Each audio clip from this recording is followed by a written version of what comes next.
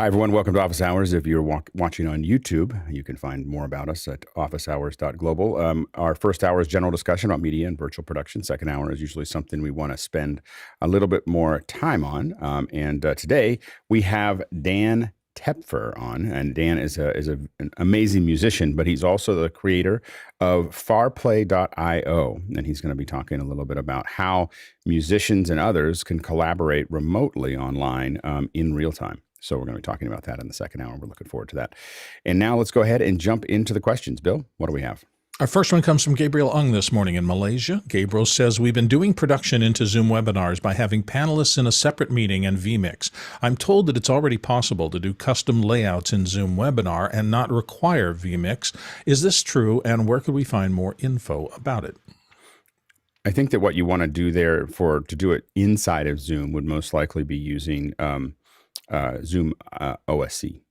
So Zoom OSC is going to allow you to have a lot more control over where the windows go. I don't know if it's giving you a perfect control over it. You're always going to have more graphics control over what you're doing in an external, some kind of external system. So, go ahead, Chris.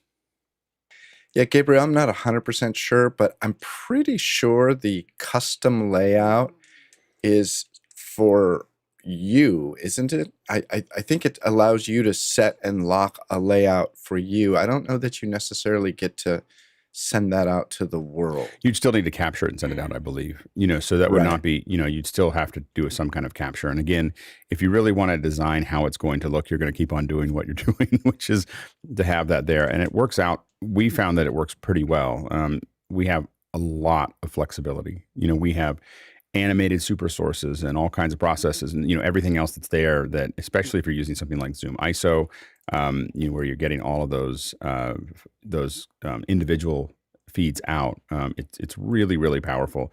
So I don't think I would necessarily move away from there's a place for vanilla, which is what we're using here even, but on all the shows that I do, we're doing almost always, we're pulling everything out of Zoom, putting it into a production pipeline, and then adding the graphics. And that's really, at the moment, the best way to add the extra value that a lot of us want in our shows. Next question.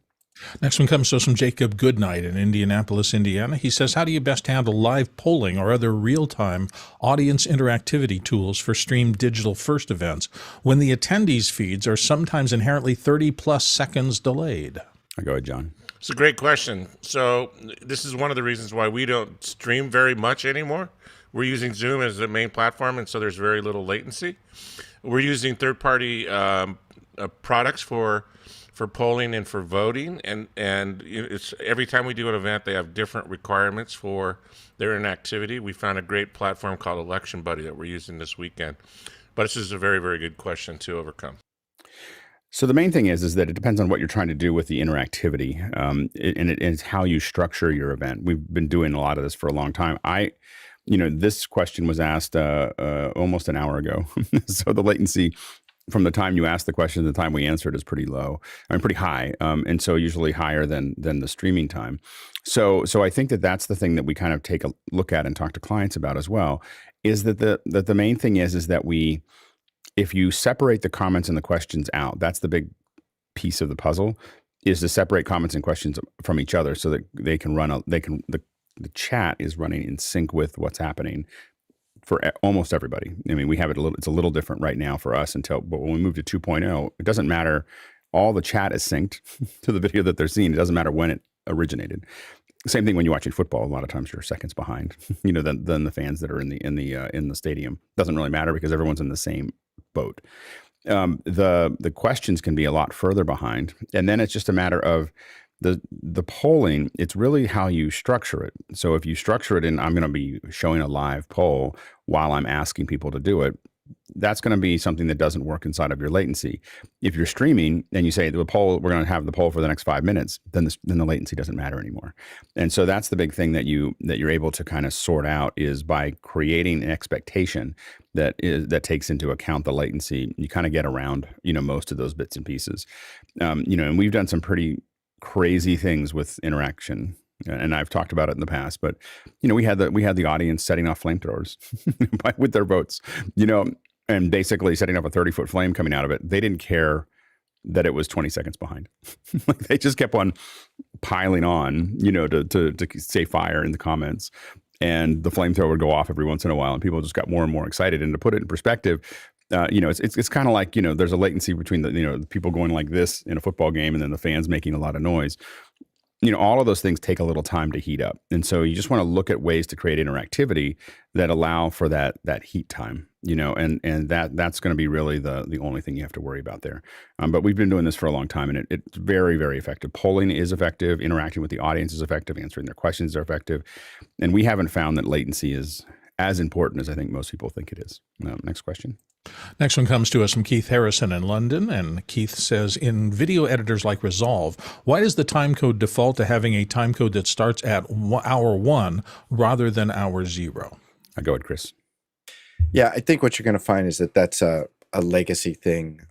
You would always, in the olden times, like 80s, you would pre-stripe tapes at 1 hour. Actually, the trick is you set the time code. What was it to like 59:30? So you had a minute, a minute of bars, some black, a slate, and then your show would start at 1 hour. Different editors do different. Final Cut defaults to 0. So if you want to start at 0, I would recommend you move to Final Cut. Go ahead, Mitchell. Chris is exactly right. It is a legacy thing, and you always had 1 hour time code to start your video. And it's not specific to Resolve. It may be specific to all editing systems if you set your preferences accordingly. And I think if you still do programming for broadcast, they still expect that 1 hour time code to start it out, because you can't back time from 0, 0. And that's exactly right. That's the reason that a lot of us had it in those tapes. Go ahead, Sky. Yes, just chiming in from somebody that's what was referred to as striping a lot of tapes. You would have to pre-record the time code on a piece of tape stock that was coming in raw, and consequently, you did have to have at least a minute of color bars and tone so that you would play the tape back to make sure that we're all saying this is what that level is, and that's what this color is supposed to be. Then you would always have the slate, and often on the slate you would have the what is the number of the show, what is the audio breakout, because we only had 4 channels of audio at best. Did you have and Mitchell's pointing out sometimes you only had 2. So there's a whole lot of information that would go ahead. Now this is tradition that we start at the 0, 1 or 1 hour. In the United States, I understand in Europe and other parts of the world, they had different traditions. But that's why, yes, I believe it is a legacy issue. And coming from an avid editor from the 80s and 90s, yes, that was why it's there. But you can preset that to whatever start time you want. You can manage that whether you're on Resolve or Final Cut. Yeah, go ahead, Chris. Yeah, and if you don't know what 58:30 means, you're not a broadcaster. Let's go to the next question. All right, moving on to Spike Rogers in Berlin. Spike asks, wiring up a Constellation to a convenience panel with short BNC cables. Can I get away with using short 3G cables and still pass the 4K signal, or do I have to use 6G plus? For those short cables, probably almost any cable that you have is going to work. When it's certified for 6G or 12G, it's really at length, and those lengths might be 10 meters, that they're certified for that. You're going to find that almost any cable, any SDI, any 75 ohm, and even at 3 feet, probably any 50 ohm cable will carry 6G. 12G maybe not, but I've taken 3G cable and run it, a solid 10 meters, 20 meters, and had 12G go down. so you should be able to make it work. The best thing to do is test it. But at 1.5 feet or 2 feet, or like less than a meter, I think that you're probably going to be fine with high quality 3G cables. Should take a 4K signal, especially 4K 30, just fine. But I would test it heavily before I did it, because I don't know what cable you're using. But the Beldens with Neutrik connectors on our end have worked in the past. Next question. Douglas Carmichael's up next, and he asks, I've seen plenty of music events with 3D graphics or video processing that reacts to the music or MIDI input. What software is used for that? Go ahead, John. I use Resolume Arena to do the 3D synchronization of audio and video together, but I'm not sure. I think you're looking for more of a 3D synchronization, which would be inside Unity or the other one. Yeah, go ahead, Todd. I was going to say the same. Yeah. That's it. Resolute. Yeah. Go ahead, Bill. Yeah, I've seen those kind of functions on what is called VJ software, and there's a variety of it on the web. It's not particularly professional level, but they do make a point of giving you a simple way to put abstract graphics on the screen so that people in clubs and things like that can take advantage of that.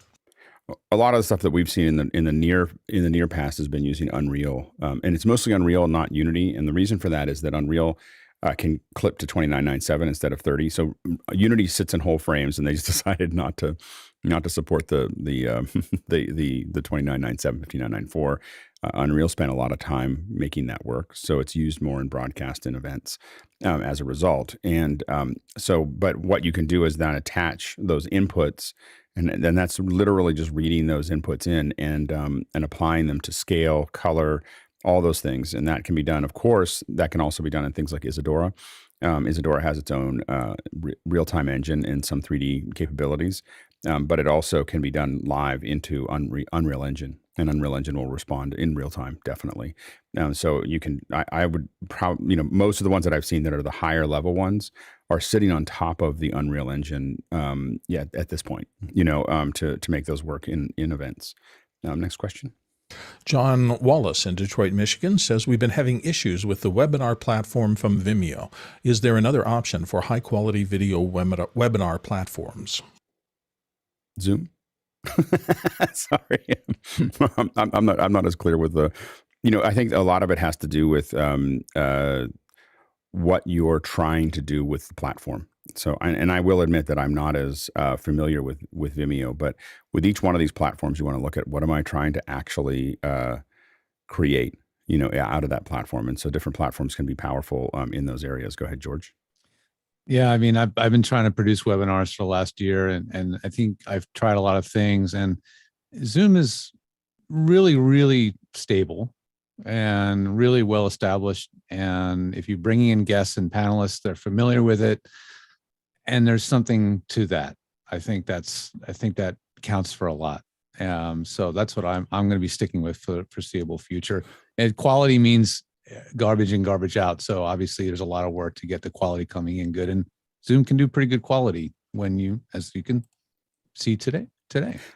Yeah. I think that if you turn all the dials up, so if you make the request and get a 1080p version of Zoom, the vanilla version will go a long way. My wife runs Zoom webinars and mostly meetings all day or many days, and she does it out of the vanilla version. She just does all the things that she needs to do. There's no added piece to that.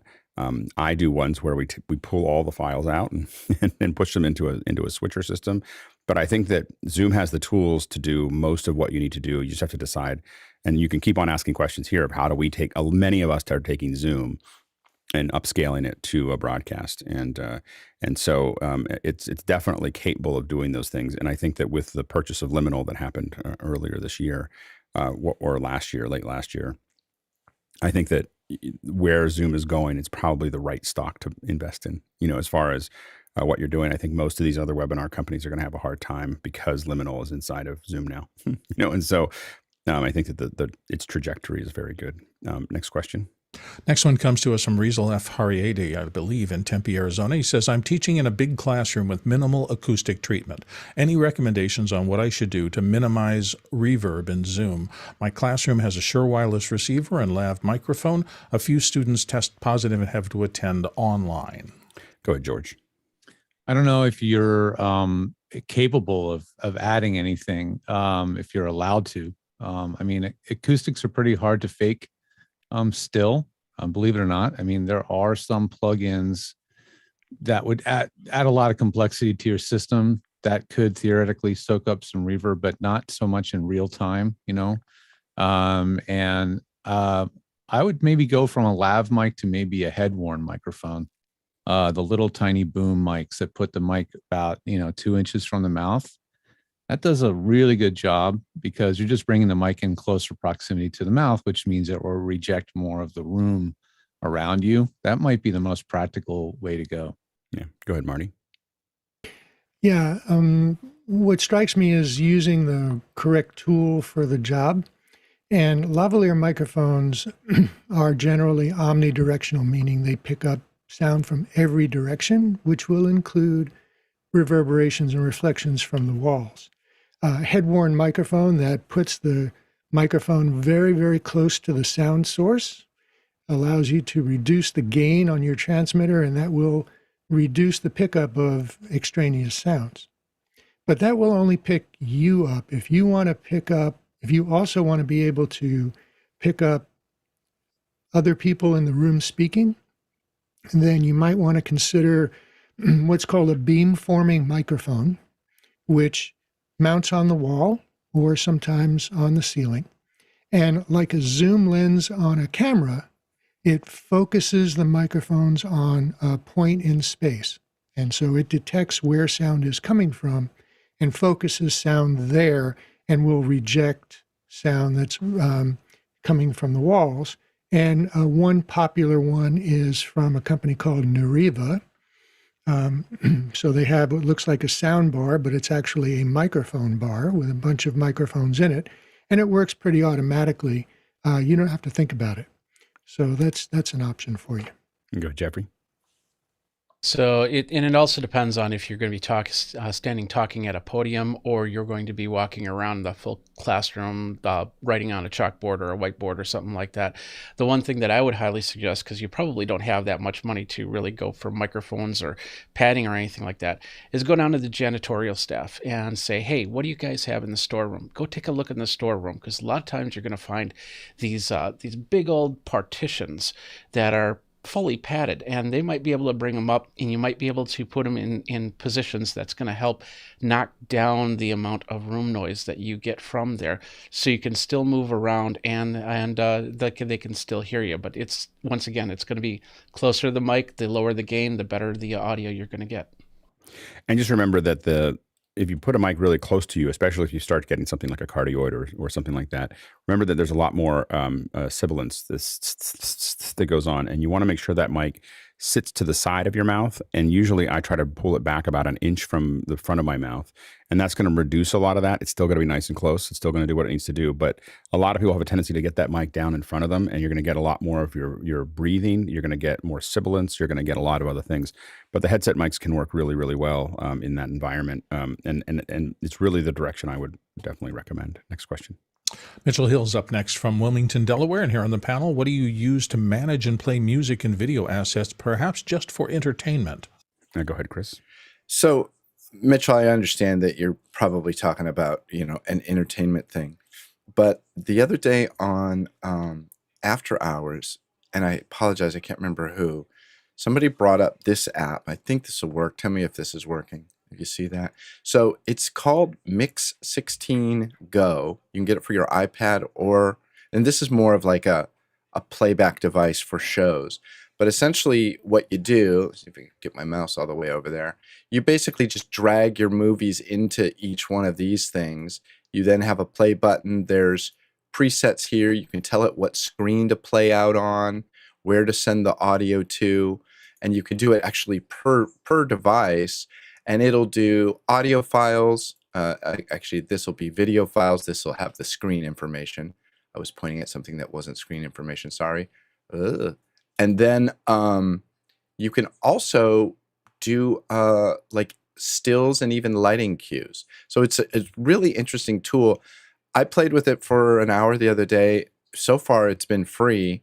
I think there's a pro-ish version, but totally worth looking into. What's the name of that again? It's called Mix 16 Go. Got it. Go ahead, Mitchell. Yeah, that seems like a good application if you're in a live event or something. It's a show tool, yeah. Queuing them in. I just bring it up because it's a small thing, but it might be an important thing to some people. I use a program called JRiver Media Center, and in this case, I'm using version 27. It's over that shoulder. And I've got all of my WAV files in there for audio, and it just sequences them, and you can put playlists in there, and you can. But the cool thing about it is that it allows you to have clients all over the house. So you could have a controller. This is where my main system sits on a little Linux player, But downstairs, I've got on my Mac, it comes up on there, and I can control it remotely. So I've got literally have music and sound and video all over the house for what I want to use it for, and it stores it, it indexes it, and it plays it back. I'm not sure it would be a great thing in a live situation, but just for casual background, perfect. So you're hosting raves. Is that what you're saying, Mitchell? Pardon me now? What? You're hosting raves in your house. And Yeah, you said you have a whatever you're bubble using machine. it for. I thought you said raid. I'm like, a raid? I mean, a rave? Yeah. Raves, I have them all the time. There's one going on right now. Yeah, exactly. Bill? I've been in the Apple ecosystem for such a long time that the combination of Apple Music and their technology across their entire hardware stack has been transformative for me. I used to walk with my phone on my shoulder. I got a watch, and that's gone now. So literally the handoff between listening to music at home on HomePods, walking out the door, having that same content coming off my watch into AirPod Pros is relatively seamless. You'll get a little tiny glitch as it switches, but it just understands what's going on. And it also means that my computer can manage playlists and music and the rest of that and everything. They just spend a lot of time working to make the user experience as seamless as possible. So I know all the little click once, click twice on the AirPods that I'm using, and it just disappears after a while, which is, to me, the best kind of technology. They make one of those that mix. They make it for 64 channels, 64 inputs. You're an expensive friend. That's all I have to say. All right. Next question. Paul Wallace is coming up next from Austin, Texas. On iPhone 13 Pro models, cinematic mode allows you to adjust the aperture or f-stop to change the depth of field effect after you've shot your video. It also allows rack focus. So now, can you truly make a movie for Netflix on your iPhone Pro? Go ahead, Chris. Probably not. I think Apple does an amazing job of bringing professional-ish things to the consumer. If you brought an iPhone 13 to the first day of a James Bond film, your entire crew would walk out on you. You can make pretty stuff, and you can put it on YouTube, and somebody will make a feature-length film as a gimmick. Maybe Apple will secretly fund it. But no. Go ahead, Sky. The very first episode of House that was shot with DSLRs, that was the same attitude. But to Chris's point, but was the last shot? Was the last episode of House shot with? Oh no, it was Aries. Yeah, it was all Aries. It was totally a gimmick. Yeah, it was specific to the earthquake scene that they wanted to put cameras in these tiny little spaces, and it was the DP that had the idea, and he wanted, because he had like 5 of them, and he wanted to shove them in. He could make a lot of money on it. So it was the DP's choice, the network. But I worked with the editor, the online editor that delivered it to the network, and he said it was miserable because it's an H.264 format. There's no color depth, etc. Right. Now, to your point, is Apple selling you something? To Chris's point, absolutely. Their job is to sell you a phone, and that's the aspiration of Hollywood is going to do that. Now, to the legitimate question is, will Netflix receive it? That could be up. We don't know yet. Do they have specifications of what they expect? Yeah, absolutely. But you might be able to sneak stuff in because, just because you shot it on a VHS, maybe it got delivered over to a D5 tape. Yeah. Go ahead, Mitchell. I'm not going to make excuses for Apple. They make pretty stuff, and it's getting better and better. But Netflix has very specific cameras and lenses and apertures and settings that they want to see for all their productions, for better or for worse. But I don't see Apple TV specifying the iPhone 13 to shoot their movies. Yeah, this is the Netflix. It's in the Partnership Help Center. If you just do Netflix camera standards, and it will tell you exactly. It's not just the cameras that they the capture requirements.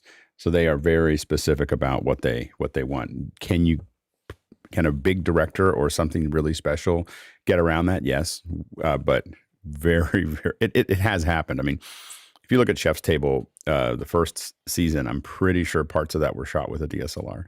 Like there was some real dynamic range issues and other things that were in there in some of the first ones. And it was like the second season, somebody said, well, we're now going to use grown-up cameras. And so it shifted gears very, very quickly to an ARRI. Go ahead, George. I'm speaking out of school, but I'm just imagining a focus puller touching the screen of your iPhone. Yeah.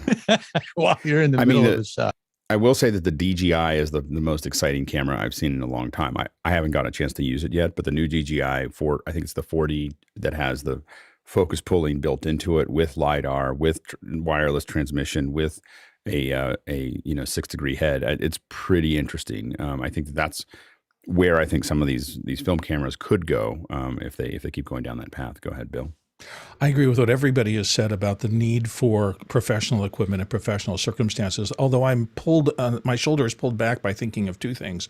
Number one, I remember engineers telling me we will never, ever, ever accept VHS on broadcast, and then the Rodney King thing happened, and you saw VHS all over broadcast. The other thing that sticks in my mind is that computational photography is an oncoming thing. When it moves into computational video, and I expect that to happen as AI and machine learning and all these things continue to grow, there's going to be a tipping point somewhere where no matter what the capture sensor is, it's going to create that digital stream, hopefully at very high resolution with a lot of information, maybe even LiDAR and depth information and a bunch of other stuff. And at that point, if a device that is as small as a phone can create a signal that works in the flow properly, I can see that being something that will eventually take place. Right now, nope, wouldn't touch it. But I think the future is there. I also would say that I'm on a daily basis stunned by what my iPhone does. Just the photos it takes. And what's crazy is when you watch it live, it looks pretty good. It's after you take the photo or the video, suddenly it snaps, because that's the computational photography. Like, okay, now I want to give you the real photo. So when you're taking a picture, it's not even the picture that you're going to get. It's an amazing, amazing thing. I took a picture the other day in pretty dark environment, and it just came out perfectly. And I was like, I don't even understand how that works. Like, it just the bits the photons didn't even seem to be there. So it's a really, really interesting thing there. I will say that I build an enormous amount of training and other kinds of videos with my iPhone because it's just faster and easier for me to, it's much more compact. I can grab onto it, move it around.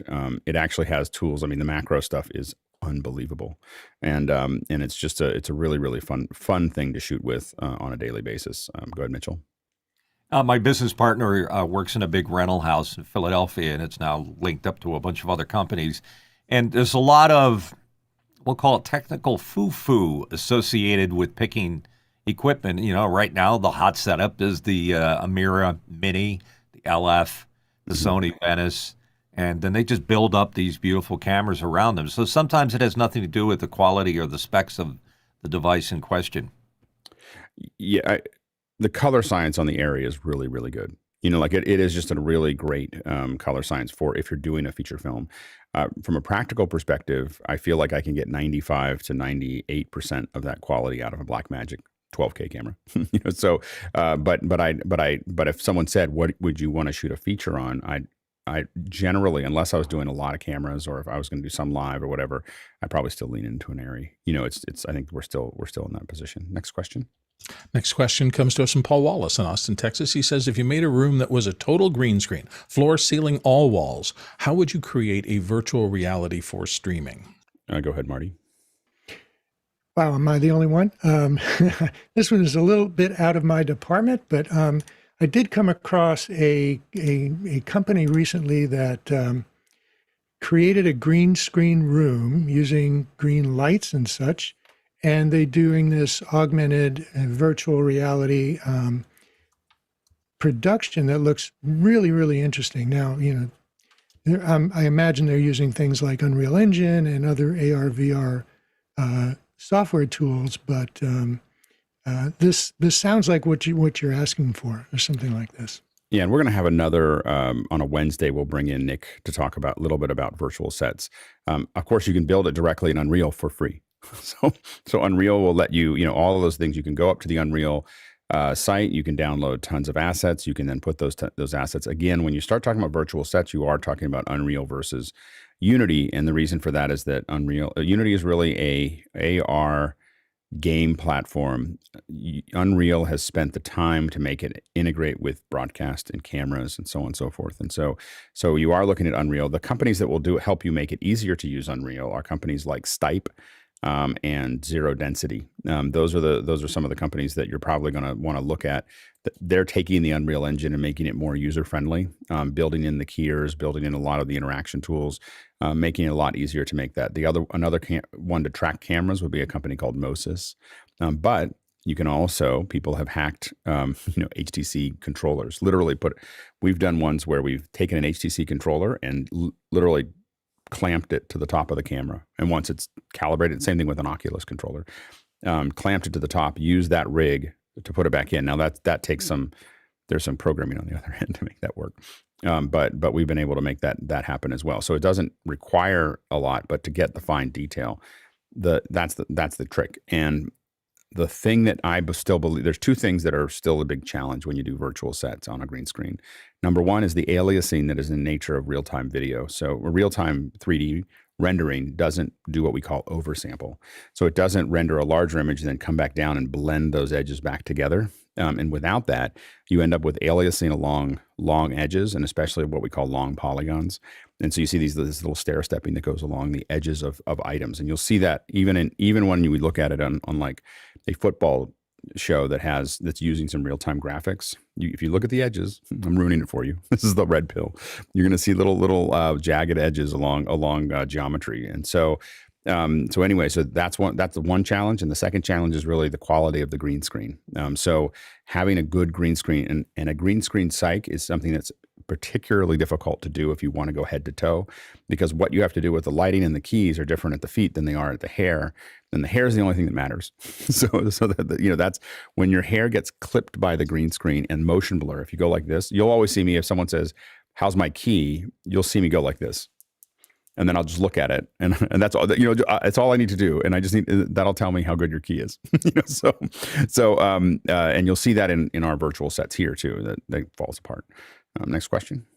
Next question comes up from Mitchell Hill in Wilmington, Delaware. Moore's law states that we can expect the speed and capability of our computers to increase every couple of years. Where do you think Apple is on this plane? Go ahead, John. People don't get the Moore's law correct. What he said back in '65 was the density of transistors on an IC would double every 2 years. We've been on that pathway. What's interesting now is DNA now is kind of the new symbol. How many DNA can be sequenced for $100, and that thing's following the same curve. Down to 2 nanometers in 2024. More importantly, the integration of stuff like ProRes into silicon is where the big win is. So if you stay within the ecosystem of Apple, they're just going to blow everybody out of the water. Nobody's going to be able to compete with that trajectory. Yeah, go ahead, Sky. Yes, and I grabbed the link to that Moore's law definition, put it in the Makana, because the question is Moore's law over? It is one of the questions, and they're saying, no, you're still on a trajectory. Also, the price point in being cut by half. So is Apple making things cheaper? I don't know. I paid $3,200 every 2 years to get the latest thing. So I think I'm on a subscription basis with Apple. I just am amazed by what I'm doing with $700 and $800 Mac Minis, like at this point. So I feel like the price performance has changed dramatically. I'm using the Mac Minis to do more work than I have in the past, and I just buy multiple ones. So instead of spending $3,200 on one, I've got 3, 4 Mac Minis that are all doing different things that I need them to do. It's kind of an amazing thing to have happen. Go ahead, Bill. Yeah, I was reading something just yesterday that as amazing as the Apple chips are, Intel now has slightly faster chips. But then I read a little further into the article, and the power draw differential is what's really notable now. That same power, Intel eked out a little more, but they were drawing like 130 watts, and the equivalent M1 chips were drawing like 50 or 40 watts. That is a tremendous discrepancy that just changes everything. So I don't think it's necessarily pure performance. It's performance per watt that makes a massive difference in their efficiency. Yeah, go ahead, Chris. I did a speed test between a 4-year-old iMac Pro with all the stuff, all the RAMs and all that stuff, against my off-the-shelf Mac Mini, just doing a compression. It's like a 15-minute video. And it was this, I was hoping like, oh, do it super fast. It was almost exactly the same. It was like 15 seconds faster. The Mac Pro was, excuse me, the Mac Mini was. But the fact that it cost like less than a tenth of the iMac was spectacular. Yeah, and I think that again, as we look at trajectories, it's very hard. Doing what Apple's done is very, very difficult. If someone said, well, they're going to unify everything together, for almost every company, anybody who tries to do that, that's almost impossible, and it usually is the beginning of your failure. To try to become basically a entirely vertical system is a very, very difficult and hazardous thing to do. Just hazardous to take that on. But once you do it, like once you come out the other end of that, the reason people try to do it is because that is the holy grail. And Apple's only competition at this point is antitrust.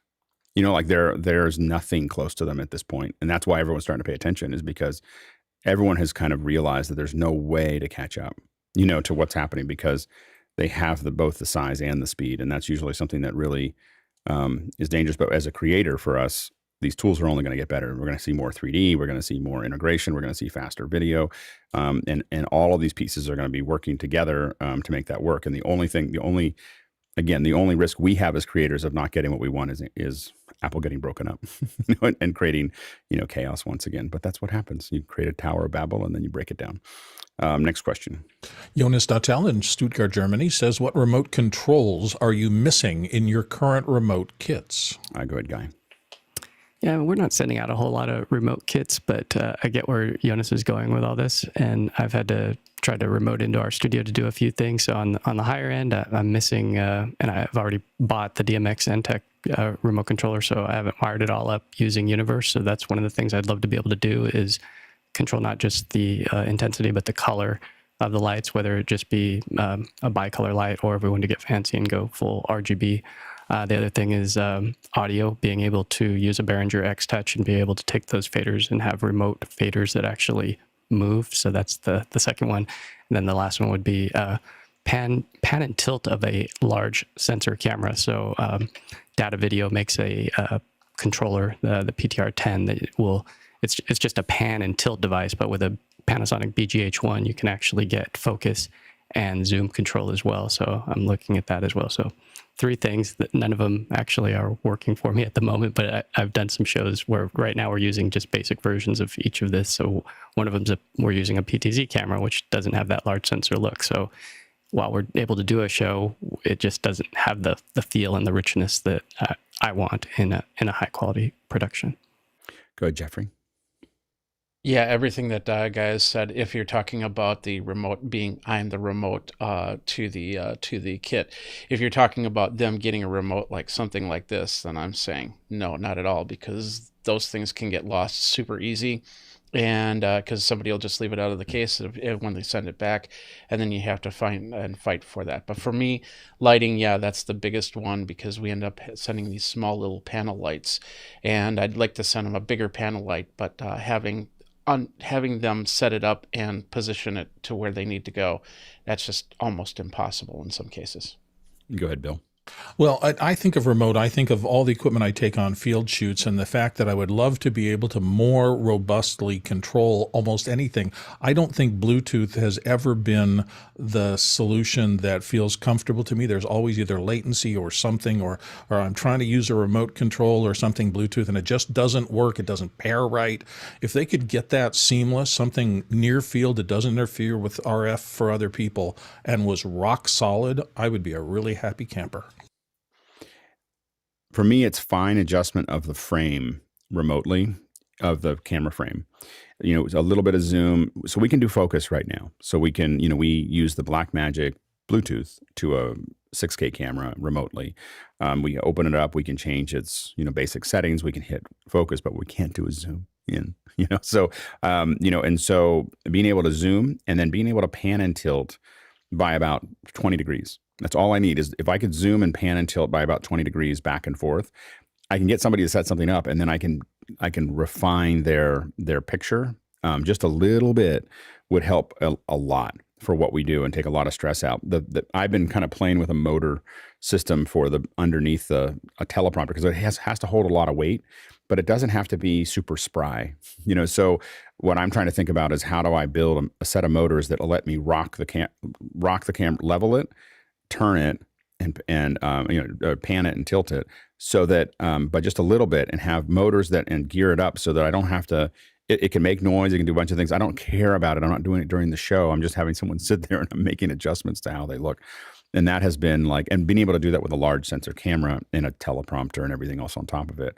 That's the holy grail for me. That's the thing that's the one piece that I'm really missing with our remote kits. And we've got, 20 of them, and that's the thing that I'm constantly being frustrated by that process. Yeah, go ahead, Guy.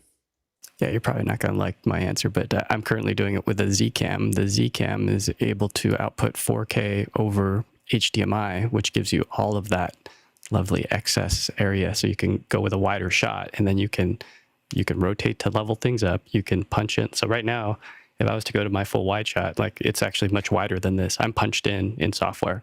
Yep. So being able to have a 4K, so it actually goes into an NDI, a Bird Dog NDI converter box, and then I'm able to do whatever I want with the signal. But the amazing menu system of the Z-Cam, it blows away Blackmagic. I wish that Z-Cam just got more of a stranglehold here, or that Blackmagic would look at what they're able to do. You could fine tune shutter speed, ISO, all that's available to do at the far end. So hopefully Blackmagic gets all this stuff. Hopefully they're listening and wake up. My problem is a lot of times I need that 4K. I'm capturing on the other side, or I'm doing something. So we have thought about that, and sometimes we shoot wide. The only challenge we have with shooting wide is that we get less depth of we get more depth of field, which means we don't knock that background out, and that's something we started framing a little wider for shots, and what we noticed is the background wasn't as nice and soft in the way that we wanted it. A little ASMR. Anyway, next question. Next one comes to us from George Butters in Halifax, Nova Scotia. George says, what piece of older AV equipment do you still use on a regular basis? Go ahead, George. I have to look at my Mackie HR824 studio monitors from the late 90s. That would be the oldest thing that I have, and they're still sitting here on my desk. So that would be it. Go ahead, John. An old oscilloscope and a spectrum analyzer. I just wish it had higher frequency response. Go ahead, Marty. I'd use any one of these old guys here on office hours on the panel. But it depends on what you're referring to as old. Like microphones, for instance, are ageless, provided they're well maintained. Even analog mixers and such can be great as submixers even if you're working in a digital environment. There are lots of tools. Go ahead, Sky. I was just looking around. I realized my tablet has been with me for about 15 years anyway. The mic stand has been with me at least that long and is ubiquitous to technology.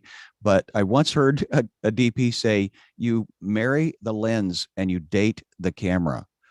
And so the consequence of, the CPUs now being the body but the glass that's where the magic really is. So I'll let you take that for what it's worth. Yeah, I have a couple pieces of glass that are probably 20 years old, that we still use from time to time. I think the oldest thing I have in my office, I don't use it regularly, but the oldest thing I have in my office is a Zonophone. it's right on the other side of this corner. And it's almost 100 years old. So we're going to try to get it running again soon, and we'll do it in after hours or something like that. But I got to get some new needles for it. It's a very, very, very old, it's got the big horn on it, very old record player. So anyway, that's the oldest AV equipment that I have in the office. Next question. I've got to get the wire recorder back there going. Roscoe Jones in Brea, California says, do you agree that there are too many streaming choices? How will this affect content producers? Go ahead, John. We live in a market-driven economy, and an analogy for this is the turn of the century. There was over 100 automobile manufacturers. There was over 200 motorcycle manufacturers. And all the good ones bubble to the top, and that's what's going to happen in the industry. Yeah. And so all the leaders will rise to the top. Yeah, I think that you'll see there'll be some point where people start to buy each other or absorb it all. And I do think that Apple has a pretty good what they're I didn't understand it at first. I find it very frustrating. But what they're trying to do is become Apple TV Plus be the center where you find everybody's stuff, not just theirs. And I think that's kind of makes it easier to find, different pieces. It's a little more complicated because every time I see something, it shows me 5 different places that I could go watch it. But I think it's an interesting platform. And I will have to say I've stopped subscribing. Like I feel like I've got enough. Like so, Paramount came out too late for me. I was just like I see stuff like that's cool, but I have way more content than I have time. So it's go ahead, Jeffrey. Yeah, right now HBO and Discovery Plus are planning to merge together. That's the latest rumor that I know of. But everybody wanted that a la carte from offering rather than cable, and this is what happens when you get an a la carte offering. And the other thing is that we're seeing there was a movie that just got released it was the oldest movie that didn't get released. It was like 8 years. It was apparently a horrible movie, and now it's in theaters, and nobody's going to watch it. And we're seeing that with streaming content. We're seeing movies that never got release dates, that never got distribution pickups. And here Netflix is going, well, we need to bring content into our fold. Why don't we pick up this one? And seeing content that's really not that great. It might look great, but just horrible scripts and horrible acting. Yeah, but what I will say though is that it's never been better to be a content creator because you can come up with a crazy idea, and if it fills into somebody's idea, like I don't know what broadcaster would have ever carried Chef's Table, but the first 3 seasons are some of my favorite content made. Like they're just really, really well done. I watched a movie last night. I just needed to take a break, and I sat down, and my everyone was out of the house, and I watched Delicious, which is a French film that I would never go to see in the theater. Like I would see that and I'd go, yeah, okay, It is like a Renaissance painting every scene. Like I don't even know how they did it, but it is literally one of the most beautiful films I've seen in years. And a good story and a good, it was a good movie. And it's all, and I'm not a subtitle kind of person. I'm not an artsy film kind of person. I watch, the Avengers, and so for me to sit down and watch it and forget to even turn I'm notorious for turning the volume up because I want to hear the sound system that I have.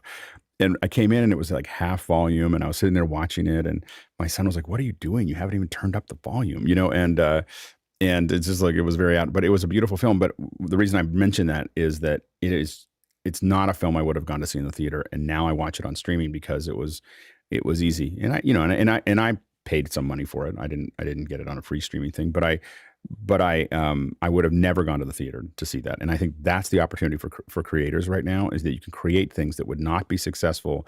Even things like Red whatever that with The Rock and everything else, that would have been a flop in the theater. It was not a very good film, but as a streaming film, you're like, that's pretty fun. It's a fun ride. Go ahead, Mitchell.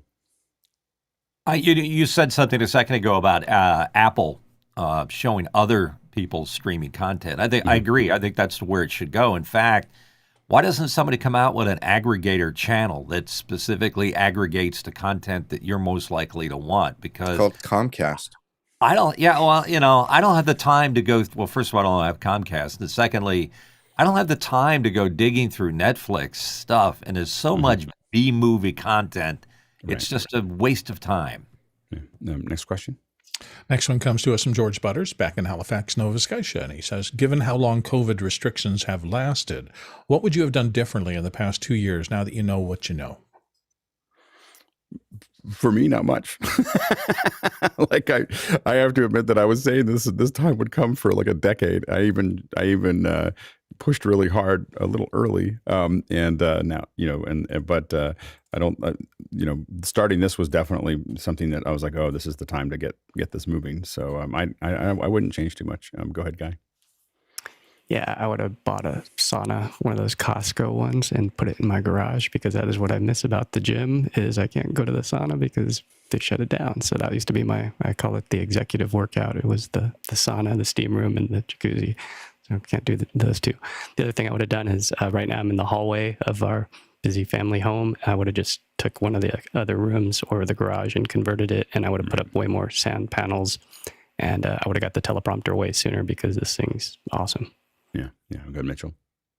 I'm a single bachelor, and I've been living alone for a very long time. So other than sitting watching TV in my spare time, ordering out food, lounging around, doing absolutely nothing, No, nothing different. That's exactly my COVID plan.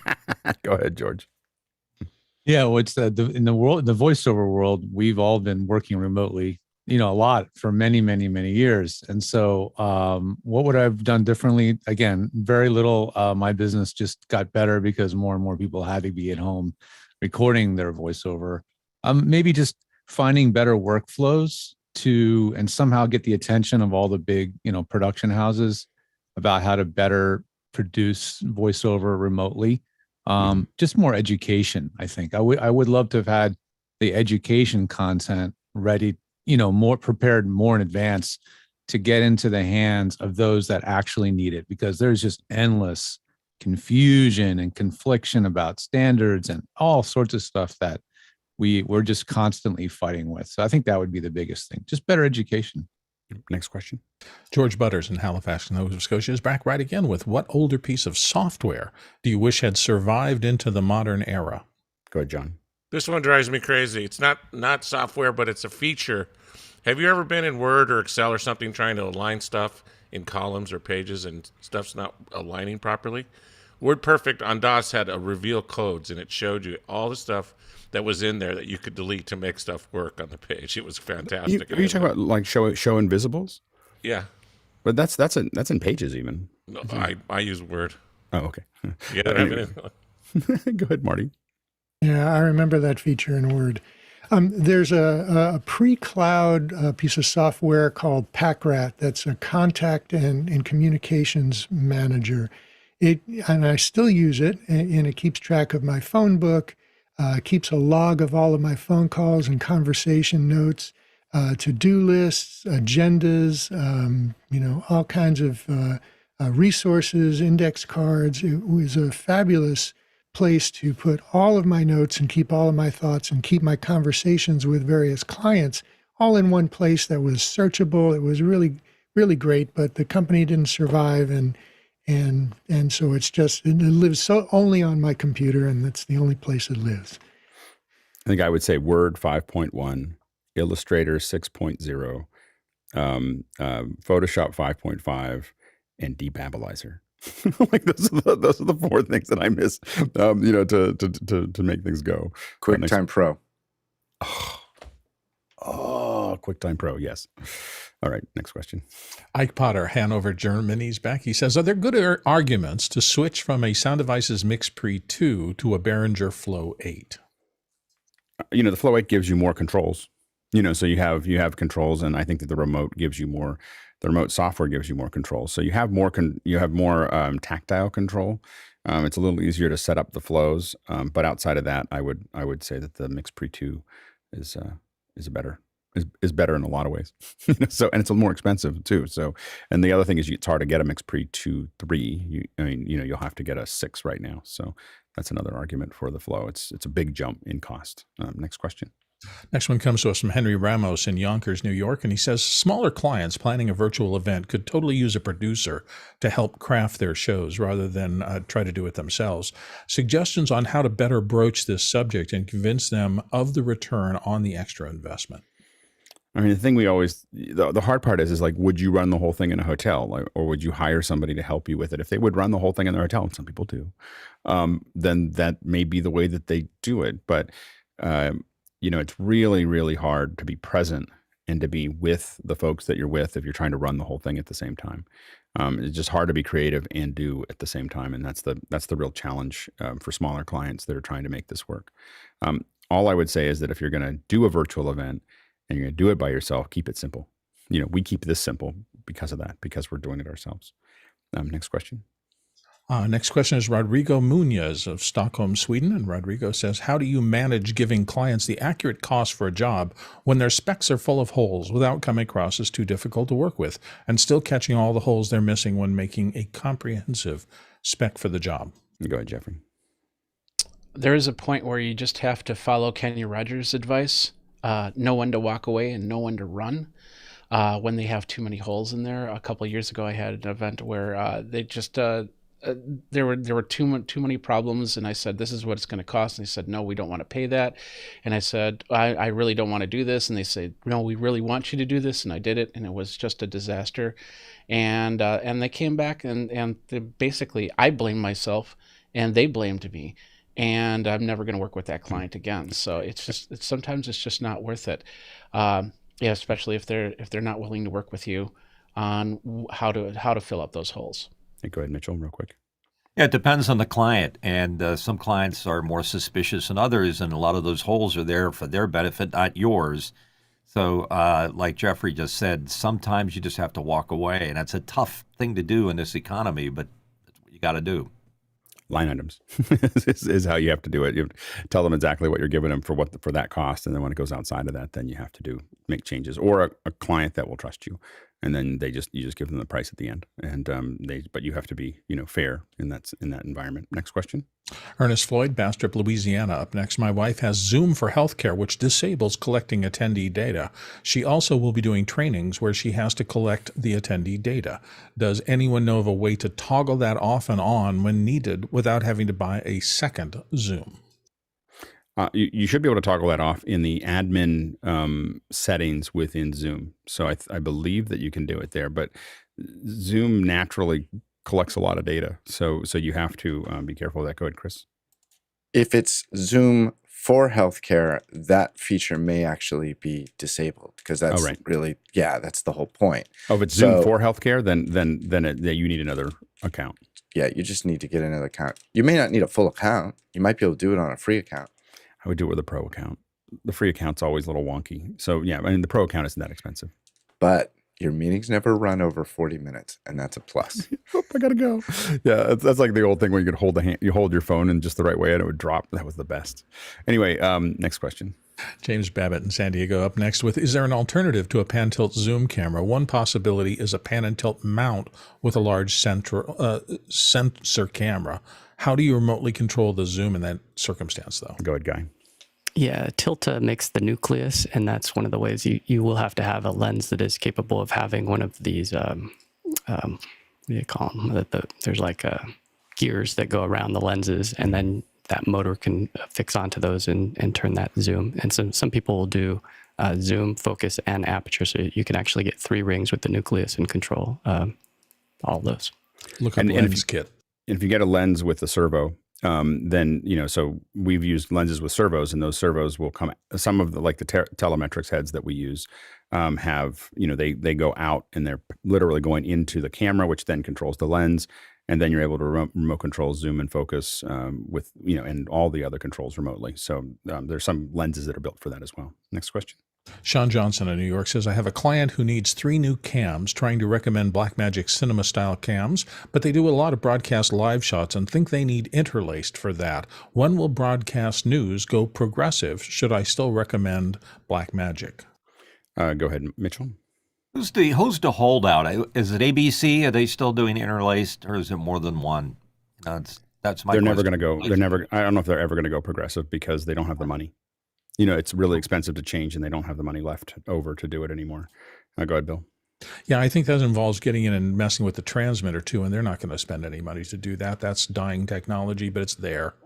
Yeah, I think that we're going to go to streaming, but it is basically they're on a sinking ship, and they're not going to add anything to it. They're trying to figure out how do they get to the next thing, but they're not. There's not really any. There's no place to go. And so I would be very surprised if we see 1080i ever go away from broadcast just because they don't have the infrastructure. They'll jump to 4K next. That'll be the next step for them. And some of them are definitely working on that. And so on bigger events, the hard part is that you may not be able to see it except for on cable and so on and so forth, because they don't have the entire broadcast infrastructure can't support it. We had the same problem with HD, except back in HD we had money. so that's the challenge there. All right. We are now changing subjects, and we're pretty excited about today. We've got Dan Tepfer here. Hi, Dan. Can you hear us? Hi. Hi, you're coming. It might be a little scratchy there. Can you say hi again? Just to make sure we're. Hi. Oh, perfect. Hi. How are you? Good. Good to meet you. So Thanks so much Dan, for having me. it's really exciting. We're really excited now. Now, can you tell us a little bit about your history? Like, how did you? I know we're going to talk about a little bit of software, but what have you been doing? What drove your interest in to get you to FarPlay? So I'm a lifelong musician. I've been playing the piano since I was a little kid, and I think I was drawn at a very early age to improvisation. It's just always been something super important to me. I just love the idea that you can make music with another human being in real time and just make things up together. I just love that. I've loved that my whole life, and I still live for it. I played for 12 years with Lee Konitz, who's one of the great jazz legends. He actually left us at the age of 92 at the beginning of the pandemic. And he was one of the greatest exponents of true improvisation in music. So that's just one aspect of. Oh, and what about improvisation do you love? What makes it special? Intimacy, togetherness, community. Improvisation, like almost nothing else, I think has the potential to make us feel united with other people. And it's a very deep thing, when you really spend the time to get proficient at it, it's just one of the greatest joys. So, and to be able to do it with, just a person you've never met before and just right away have that kind of connection, if both of you are serious about music, it's pretty special.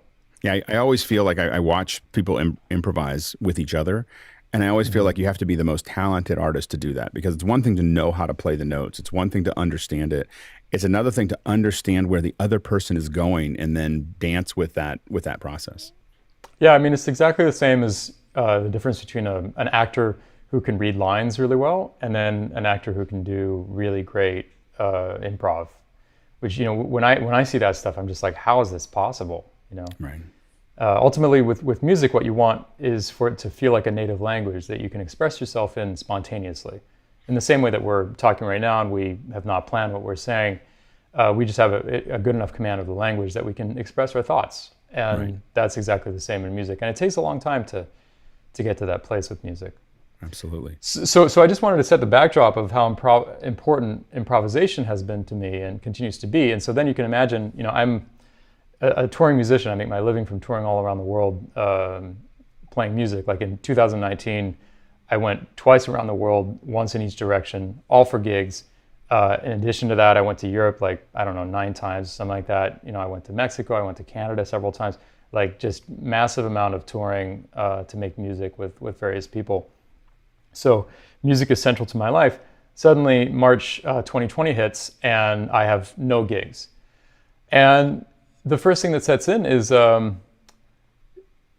withdrawal, because myself and a lot of my friends, like my community of friends, we really live for that feeling of connecting with other people, and suddenly we're not doing that anymore. And so I happened upon this program called Jack Trip. It's a research project from Stanford, and I'm a lifelong programmer too. I started programming when I was a kid, and as a result, I'm very comfortable with computers. And I was able to get Jack Trip running, even though it's very much a research project. Like, it runs in the command line, and you need to open ports on your router, and you need to use it in conjunction with Jack, which is not a program that very many people like to use. It's an open source audio router, and I got it working, and this was maybe 6 weeks into the pandemic, and played with my friend Jorge Roeder, who lives a few miles away from me in Brooklyn, over the internet. And we were just we had tears running down our faces. It was just so moving to finally be connecting with another human being that way after what felt like a really long time apart. And so this was a major discovery for me. And so I continued using Jack Trip and deepened my knowledge of how to use it a lot over the course of the pandemic. I actually had an idea for an extra feature, which I reached out to the creator of Jack Trip about, and ended up adding that feature to Jack Trip with the help of Anton Runoff, who's a programmer in Russia who had been contributing to the Jack Trip open source project. And I did a lot of ticketed live streams. I would actually play with other people through the internet and then sell tickets to those concerts, which was a really, I think, beautiful way of kind of continuing an economy of music during the pandemic, during the height of the pandemic. And then starting in 2021, the thing that came up for me was like, okay, this is a fantastic technology and it's just incredibly difficult to use. And is there a way you for were the us... one there. You could use it, but no one else could, right? It was literally that way. Like, in order to set it up with the people that I was playing with the most computer proficient people, I would get them to deal with the command line and stuff. But even for them, it was like really weird and annoying. Yeah. And for most of them, I would literally just use the Zoom function that allows me to control their computer from remotely. I would like be moving their mouse around and just doing it all myself because it's just too much.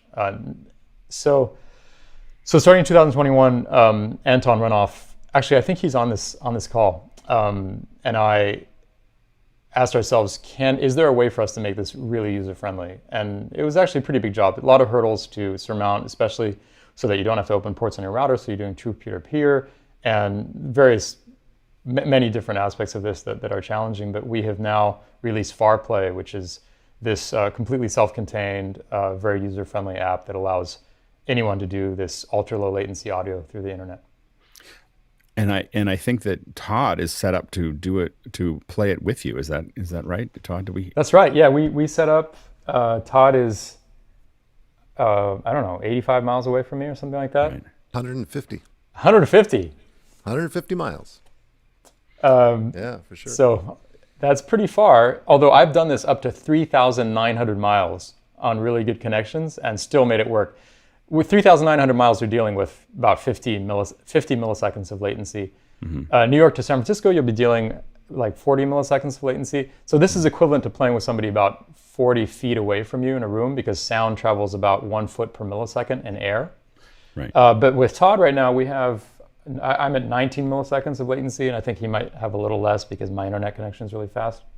Yeah, you can see mine here is at 15 milliseconds of latency currently. So this is a really nice feature we have in FarPlay, is that the FarPlay itself will estimate the current latency that you have. So 15 milliseconds is like playing with somebody 15 feet away from you in a room, which obviously is perfectly normal in music. We do this all the time. So right. Really, it's pretty much like natural music making. And is it showing you there where it thinks you could go, or where it is it automatically figuring out what your latency should be? Or that's a great question. So when you first open FarPlay, you'll notice there's this latency slider. Well, I can't show it to you here, but Todd can show it to you. And if you guys look at Todd's screen, you'll see what we're talking about. And on that latency slider, there's a little green bar above it, and that is an estimate of what the kind of good range for your latency setting is. And when we talk about latency setting, by the way, just to be a little more technical, we're actually talking about how much buffering the program does internally before delivering the audio to your headphones. Right. And if you do not touch that latency slider, it will adjust automatically. So you can just open the program and it'll kind of put it in the middle of that zone, and it'll move it around if there are changes in your internet conditions. But it was very important to me to be able to set it and forget it, because I don't want it moving around. Like, once I've set it, I want to know that my latency is stable. And what may happen with Todd is that if network conditions change, I might hear some audio artifacts in my earphones. So I might just get some crackling because we're right at the edge of the lowest possible latency. And that's fine for me as a performer. But FarPlay has what we call broadcast output. And this is something that we invented, which allows us to send audio to, for example, the Zoom meeting later. So like with a bigger buffer, and hence you're going to get some artifact-free audio, even though we might be hearing some artifacts here and there in our headphones, because we want the lowest possible latency for our own monitoring. Mm-hmm. That's great. Are you guys able to show us? Is it possible to show us this in action? Yeah, I think so. Sure is. Yeah. So just we're going to get we're going to get Todd to mute himself on Zoom. And now, Todd, if you talk. Now I can talk, and you should hear me now. Do you? Thumbs up? You guys should be hearing Todd through my Zoom now. Are you hearing him? The only thing, wait a second, Dan. I had muted you in FarPlay because I can. And so now I'll bring Dan up in my own headphones. And so There we So go. are you guys hearing Todd now? So to be clear, Confirm. for You are. everyone watching, Okay. Getting we're hearing thumbs Todd. up. Yeah. Todd, Okay, And I you're- can't hear you like I can't hear the Zoom call now, but that's fine because Dan and I can talk to each other and play. We could even do a clap test if you want, Dan. 'cause Right. So this would be a good thing for us to do. I actually just injured my left elbow, so I'm going to snap. Maybe I guess maybe I can do. We can- no, we can I can snap. I can do a clap. Okay. No. So we're going to first do. You know what? We should have done the clap test over Zoom first. Would it be worth us going back to Zoom for a second? Sure, No. sure, Let's sure. do Yeah, that. yeah, let's do that. Can't hear you, Todd. Yeah. So I've disconnected Todd from FarPlay, and now he's going to come back to the Zoom audio. Oh, is he? Yes, I'm here. Okay. So Yeah. now, oh, so yes, I'm in Zoom audio. Okay, so I'm gonna count 1, 2, 3, clap, and we'll clap exactly. So Todd's gonna clap with me right when he thinks it's the moment of the fourth beat. Okay. According to what So- I hear, yeah. Yeah. 1 iana, 2 iana, 3 iana. Okay, so you guys could hear kind of massive delay there, right? So that's what you're dealing with Zoom. And now we're gonna go ahead and mute yourself on Zoom, Todd. And now his audio is coming to my computer and back out to you guys into the Zoom. And so we'll do the same thing. 1 iana, 2 iana, 3 iana. wow. So like massive difference, right? Like, and you know, over here there was like a slight flam. That could probably just be us. Like if we were in the same room, we might have had that flam too, just because of coordination. So so we're basically connected, even though we're 150 miles away from each other, as if we were in the same room. And how many people can do this at the same time? So for right now, FarPlay is 1-to-1 only, but we're going to be just in the next few months. This is a feature that's already working internally, and that we're you know there's this big priority for us with FarPlay is to make it super user friendly, and so we're just developing the interface right now to make it really easy for people to use it in multi-user mode. So that's coming very soon. That's great. So shall we play a song? Sure. Yeah, What do you let's want to play, Todd? Yeah. Want to play some Cherokee?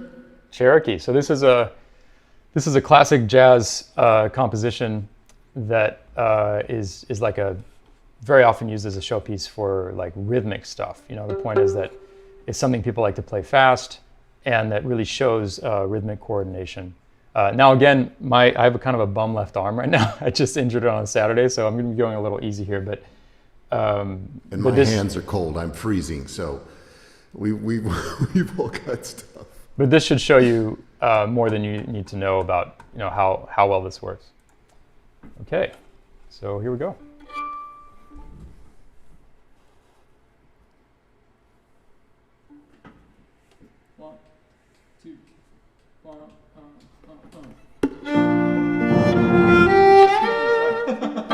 What happened? I have some algorithms set up here on my piano. I'm going to show you some of that later. Oh yeah, you guys got to see what he does with the piano. That'll be. I was just saying I have some algorithms set up on my piano, and you may have noticed that some of the keys were moving all by themselves there for a second. So I'll show you that later. That's part of my project Natural Machines. But for now, I just turned it all off. Okay, here we go. 1, 2, 1, 2,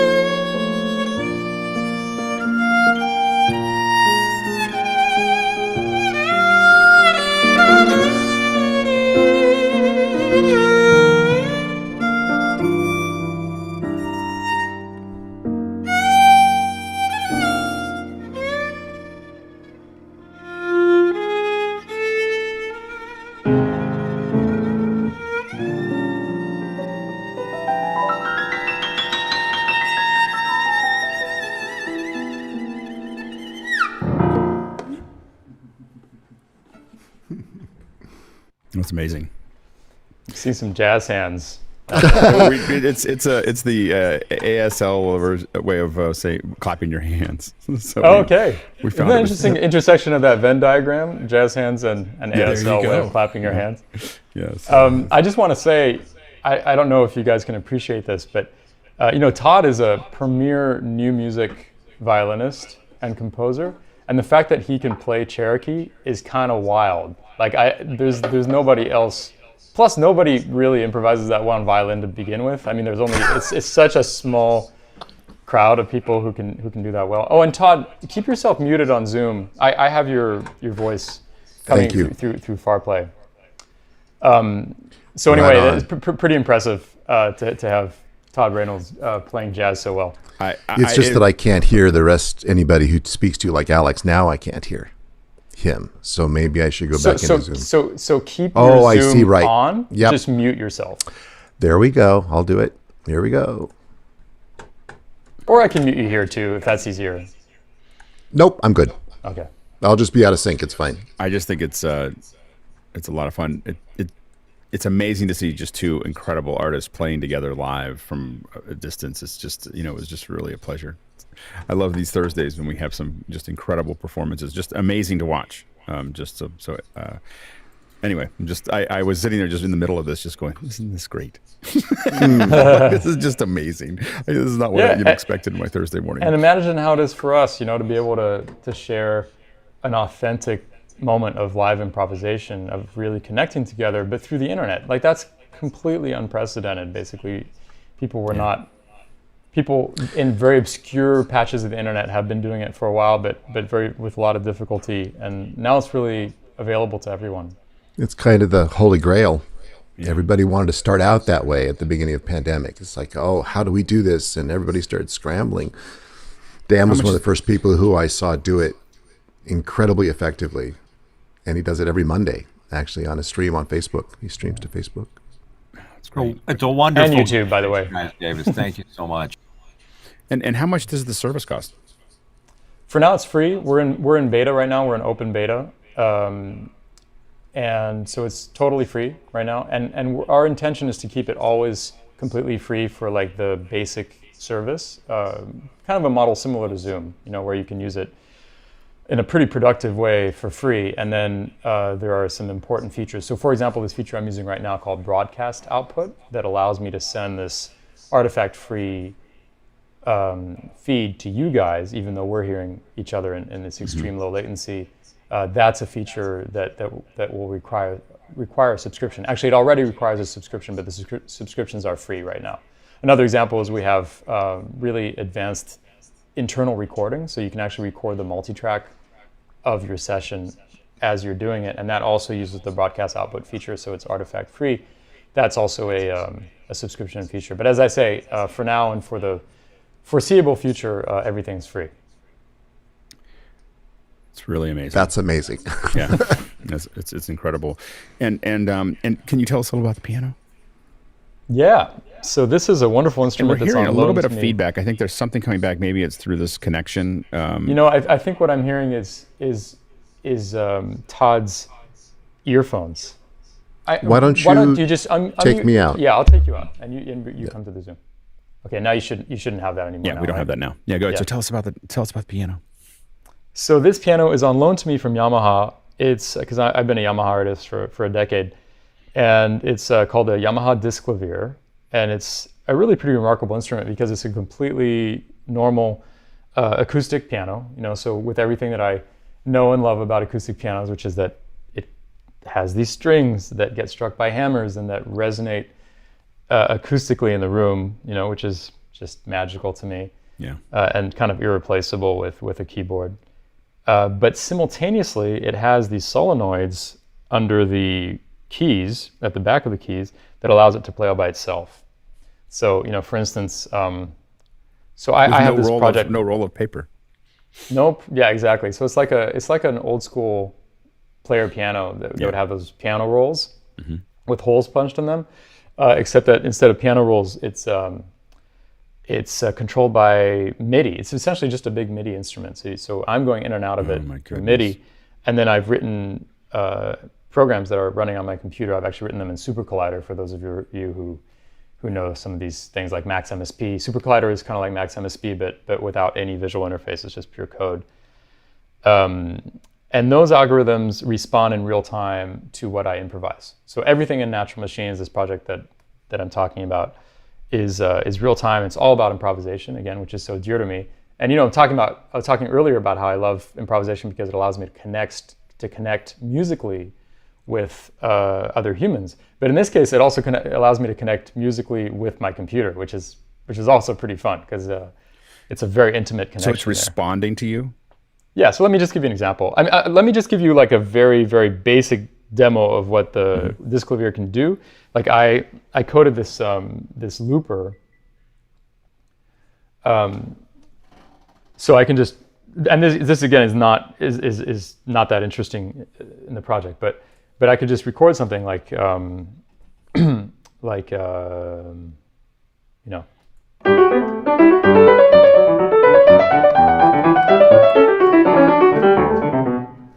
and then play that back.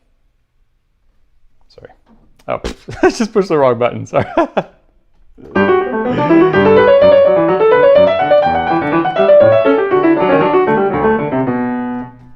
you go.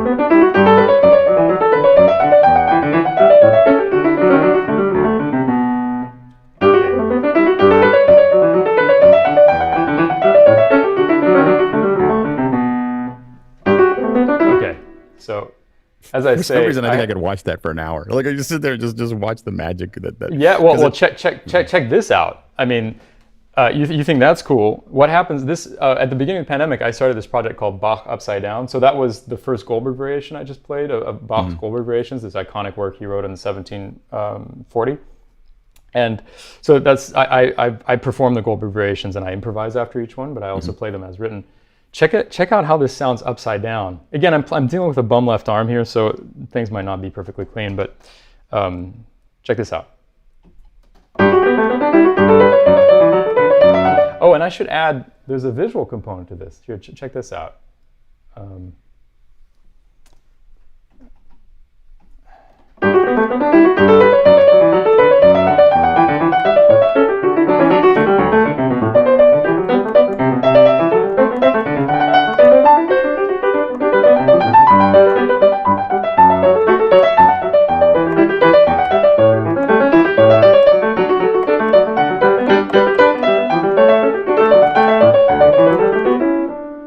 Okay, now how does this sound upside down?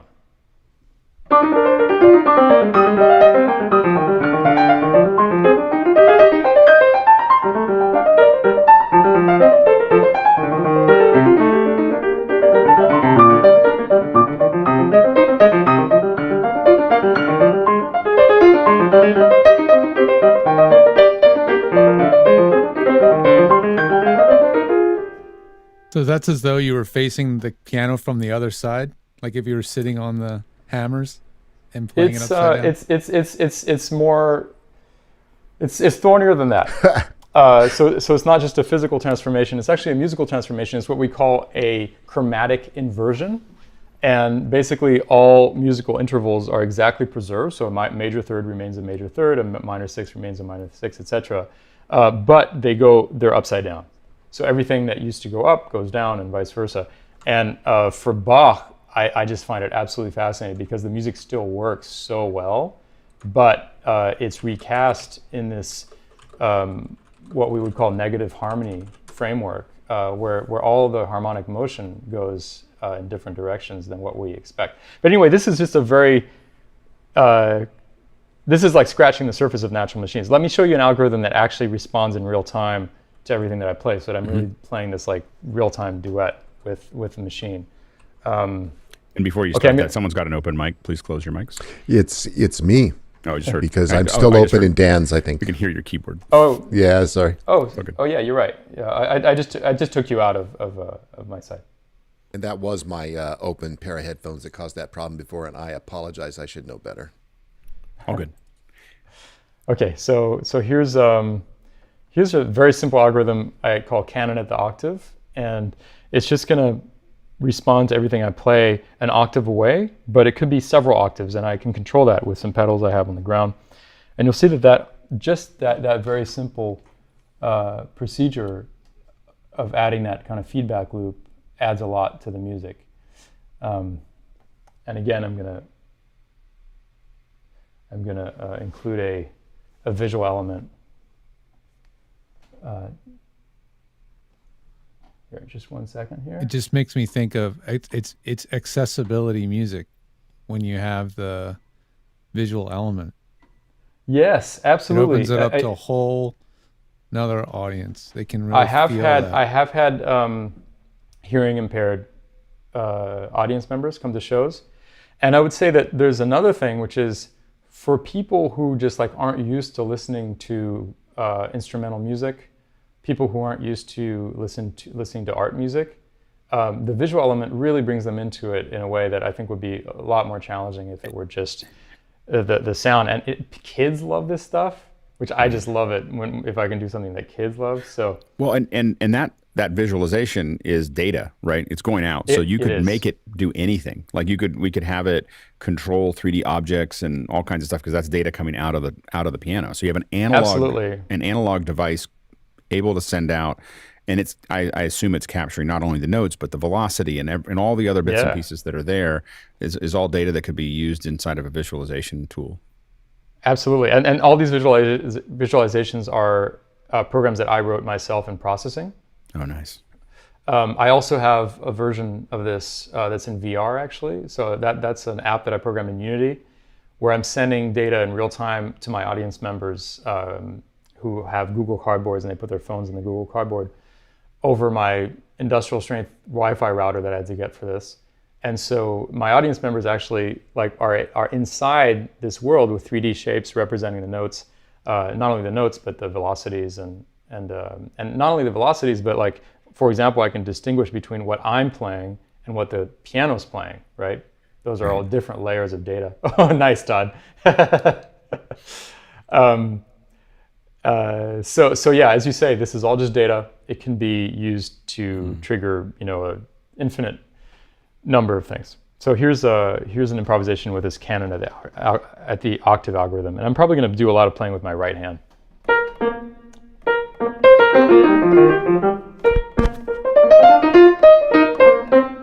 I'm going to turn my talk mic off.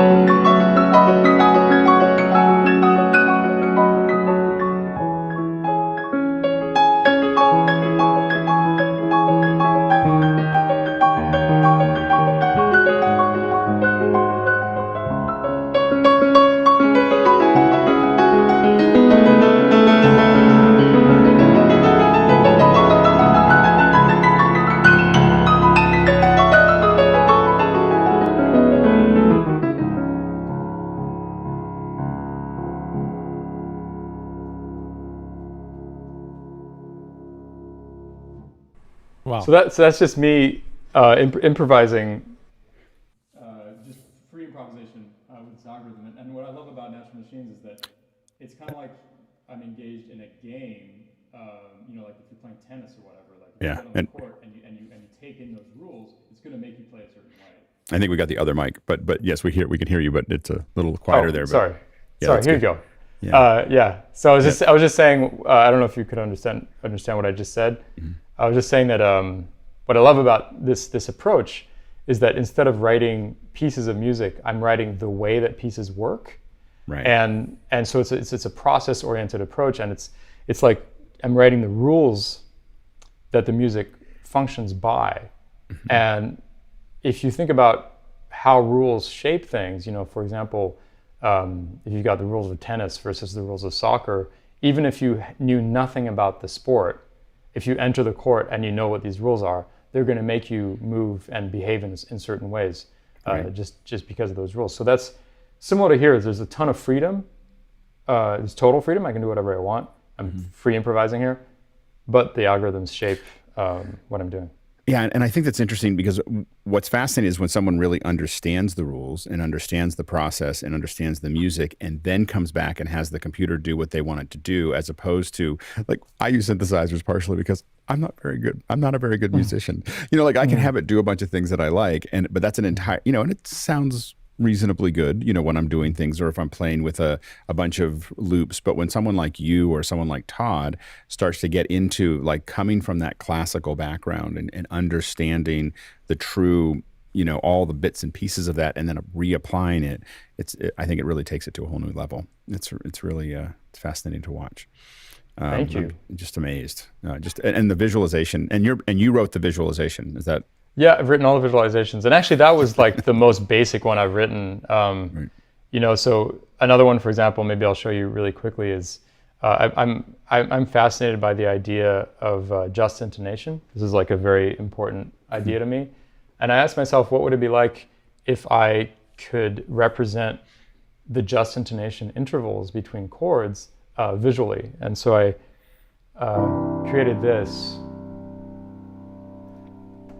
which is just in real time turning the harmonies that I play in my left hand into three-dimensional Lysigis figures, for those of you who know what that is. But essentially mapping the relationships between the frequencies on the three axes of the three dimensions. And so I just find this so inspiring, like when I play music with it, it's just like,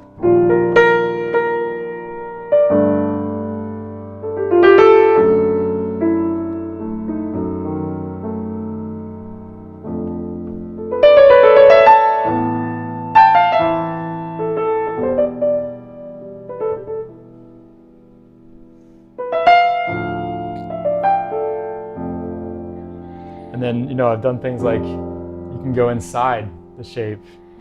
If I just push the middle pedal, like now we're inside that shape that you're just seeing. Well, and what's amazing is that it's happening live. Sometimes we've built these kind of things where we're trying to figure out a way to respond to something recorded, but you're sitting there interacting with it. Yeah, so I would hate that. I would hate to be beholden to that, because to me it's all about freedom. Yeah. And so to be able to do this legitimately in real time, and for me to be engaging with, what I love about improvisation, that's what makes it all worth doing. Yeah. So that's amazing. Really amazing. So yeah, there's a big variety of visualizations, and actually I published this whole album on YouTube. So for those of you who are curious, you could just go to my YouTube channel, or just go to dantepfer.com/naturalmachines, and that'll take you right to the playlist on YouTube. And I'm my channel on YouTube is, well, if you just search Dan Tepfer, you'll find it, but it's Dan Tepfer Music. That's great. Oh, absolutely. We have a ton of questions. I got a little behind because I got so into this. There was not very many questions at the very beginning, and then I started just talking to you, and then now we have a lot. So we're gonna buzz through some of these, and so go ahead, Bill. James Hutchinson in Dublin, Ireland says, how many connections can FarPlay support? Could it be used for choirs? Right, so as I mentioned, for now it's one-to-one, but when we do have multi-user, for choirs at this point, it's not ideal unless you're talking, so I would say that at this point you can expect it to support 6 to 7 people simultaneously, because we are entirely peer-to-peer. This is something kind of core to our philosophy, is that we absolutely want to have the lowest latency possible. We don't want your data going through a third-party server. Now, on the other hand, and for basically 99% of music making, that's by far the best approach. You just want the data taking the shortest path between the participants. But if you're talking about choir, if you're talking about like 100 people, really you need a hub server. And so this may be in our future. It's possible that we'll want to do that at some point. But for now, we're focused on this peer-to-peer model that'll support, 6 to 7 people. Next question. Douglas Carmichael's up next. He says, where do you see FarPlay fitting in the landscape of networked audio transport products?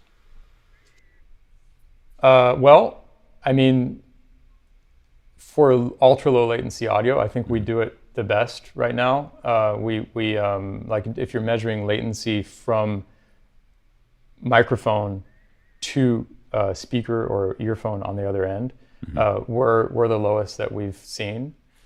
And the advantage that we have with FarPlay is that I'm an active musician, and so I'm very experienced with using this, and I know what I'd like for it to be. And also, my collaborator Anton Runoff is a veteran of the voice over internet protocol industry, and he's probably one of the best people in the world for this like very niche ultra low latency audio question. So I think, for doing what Todd and I were just doing, it's really great, but I think it also has applications outside of that. For example, if you're a podcaster or if you're a radio host and you want to interview people, we really struggle with 2 things. The first is poor audio quality, because if you're using Zoom, if a person doesn't have a dedicated interface and they're not experienced with doing like the original sound thing or whatever, you will get highly compressed audio that often is hard to understand when people speak. We do no compression whatsoever on either end of FarPlay. And as I mentioned earlier, we have built-in multi-track recording. So first of all, your sound will be much better. And secondly, you'll have much more natural conversations because the latency is so much lower. You can do things like just jump into somebody's thought, you know, and as we do in a room, and just be like, you know, in a way that actually feels natural instead of how it feels on Zoom or FaceTime or just these products that we use normally. So I think even outside of music, FarPlay has applications for podcasters, radio hosts, maybe people, yeah, exactly. Maybe people rehearsing plays, maybe therapists too. Yeah, absolutely. Next question. David Brady in New York City says, looking for help to help a drum group rehearse remotely, and latency and timing is really important. Do you think FairPlay would be applicable? Right, so it's FarPlay, not FairPlay. Yes. Well, just making sure that people. No, that's FairPlay is a whole other thing. So thank you. Yes, absolutely. That's what this is for. So just to be clear, FarPlay is not doing any tricks. We don't have things like synchronized metronomes or things like that. There's no tricks involved. We're literally just delivering the audio as quickly as is possible over the network. And within 500 miles, you can get these conditions that feel like you're literally just right next to each other in the same room. And as I say, I've done it up to almost 4,000 miles where you're getting latencies of like 50 milliseconds, which is like playing with somebody 50 feet away from you, which you're going to feel, but it's going to feel like this, just like laying back on the beat kind of thing. And it is manageable. Yeah. Next question. George Witham in Venice here on the panel says, how do you avoid the need to open ports? Right. So that's a great question. In order to do peer-to-peer connections, we do what's called we have a handshake server. So this kind of gets thorny in terms of network protocols and stuff. But even though routers have firewalls, there are ways that people have developed over the last decades of circumventing those firewalls, and they are completely legit and normal. They're used all the time. So we have a third-party server that establishes this handshake connection between the peers, and that works pretty much all the time. There are very limited, very small number of people who are behind double NATs, for example, who might not be able to connect, but we only encounter a few of those here and there. For the vast majority of people, this peer-to-peer model is going to work. Next question. Next one comes from Chris Clark in Tempe, Arizona, and he says, will a future feature of FarPlay including correction for a drummer who tends to rush? No. No, and this is part of what I'm talking about here. Like, I'm a professional musician. I care so much about music, and I don't want any tricks. This is like just allowing you to make music together. If you have a problem with your time, then you need to work with your metronome at home. You need to practice. That's your problem. Next question. Great answer. Dennis Champion Walker in Mansfield, Great Britain says, Todd, are you doing anything to change your video audio sync? Even though your audio is coming from Dan, you look to be pretty close to being in sync.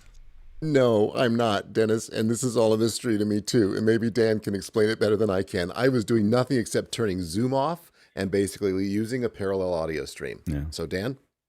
Okay, so this is really in the weeds here, but essentially what I've discovered over the last 2 years of live streaming is that we can easily tolerate about 2 frames of difference between sound and video. So we're talking, frames like at 30p are about 30 milliseconds. So we can tolerate 60 milliseconds easily. And what you have to understand is that I'm delaying our audio within FarPlay for this broadcast output feature, right? So that we don't have any audio artifacts. So I'm actually adding 100 milliseconds within FarPlay.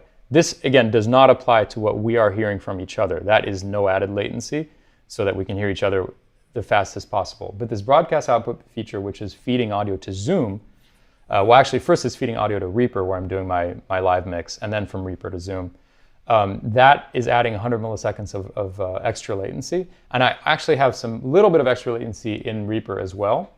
So the combined effect of that is that by the time the audio reaches Zoom, it's synced with my video, which is running this Lumix GH4, which has about a little over 100 milliseconds of latency once it goes through my ATEM Mini. And my video latency that's going to the Zoom is probably roughly similar to Todd's, right? So by the time both of our latencies, both of our video feeds get to you guys, get to the Zoom server that's managing this, those video latencies are going to be similar because we're only within 150 miles of each other. Right. And remember, our audio is synced on my end because we're using FarPlay, so it's super synced. So whatever audio is synced here is going to be synced with my video, is also going to be synced more or less with Todd's video. And again, there's really quite a surprising amount of wiggle room in terms of video to audio synchronization.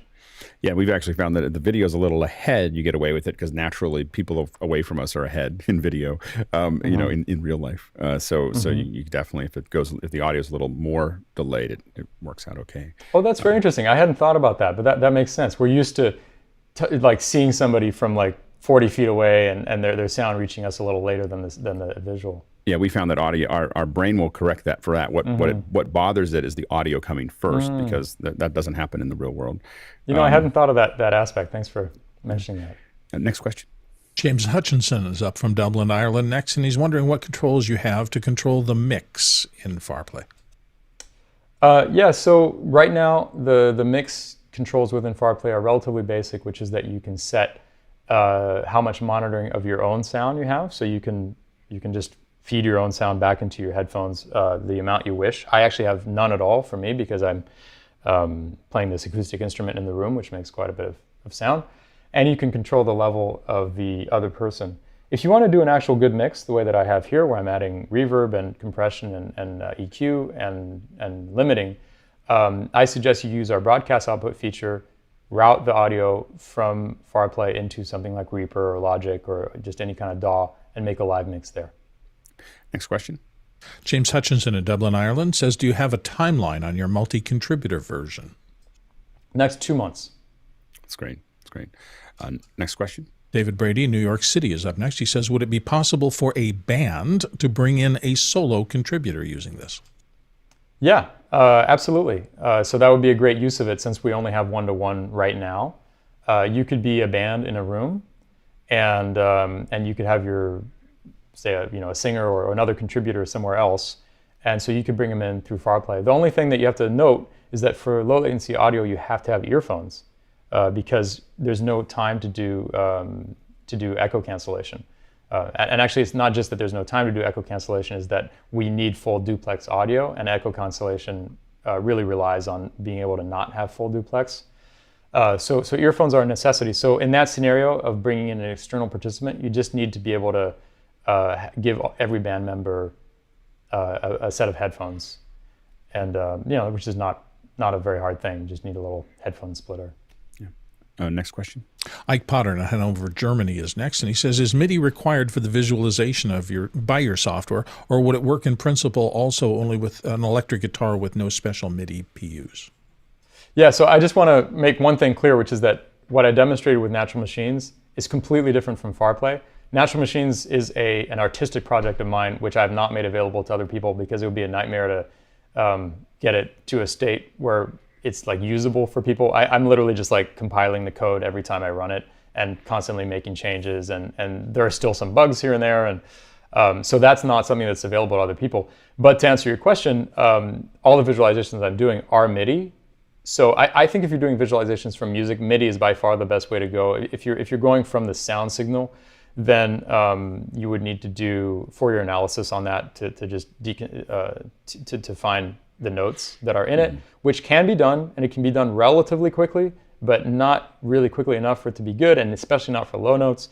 So I really recommend, if you're a guitarist, you could get a MIDI guitar that'll give you really good MIDI output. I would recommend doing that if you want to do this kind of visualization. But again, that's not available for other people. Just FarPlay is this app that allows ultra low latency connection between people, and that's what's available. Next question.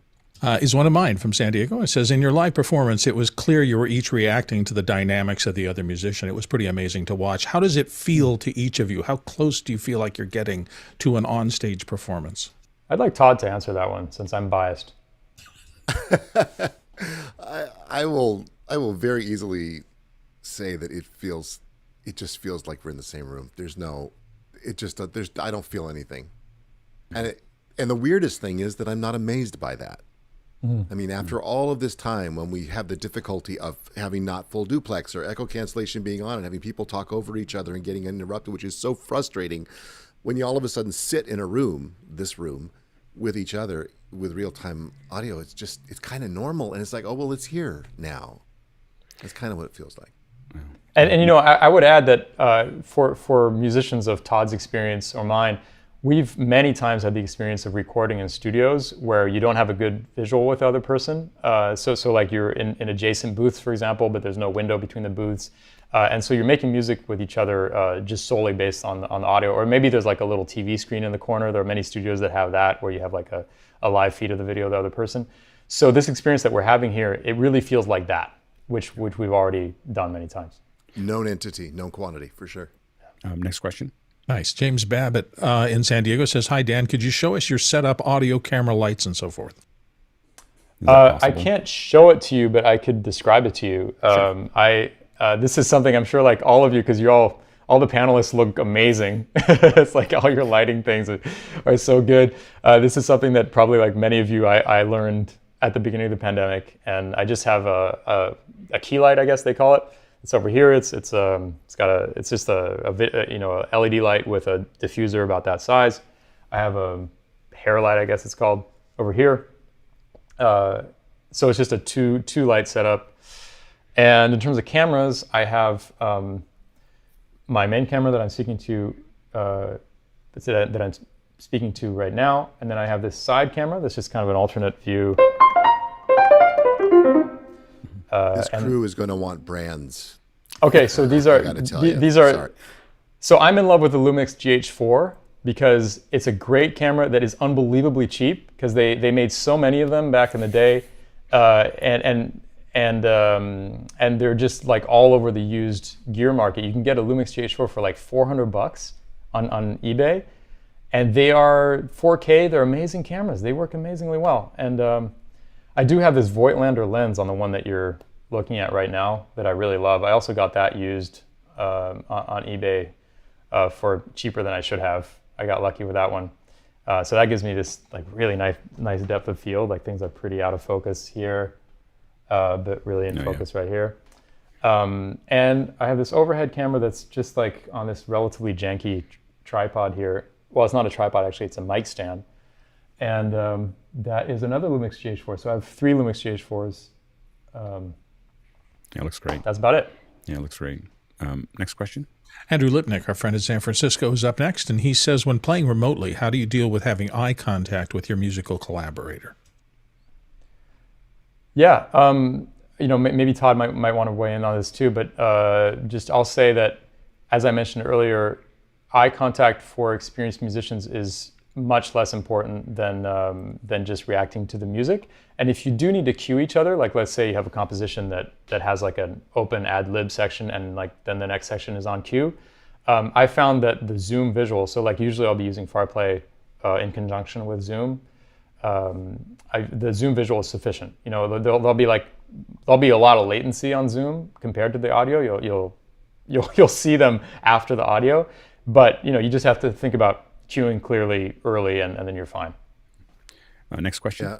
Go ahead, Todd. Go ahead, Todd. I was just going to say that in addition to what Dan said, Dan turns to play the piano. Andy, if you were sitting right there opposite me, it's like even whenever Dan does look up at me, he looks to the right in the camera. That matters. But I don't use it so much for cueing as I just use it for being together.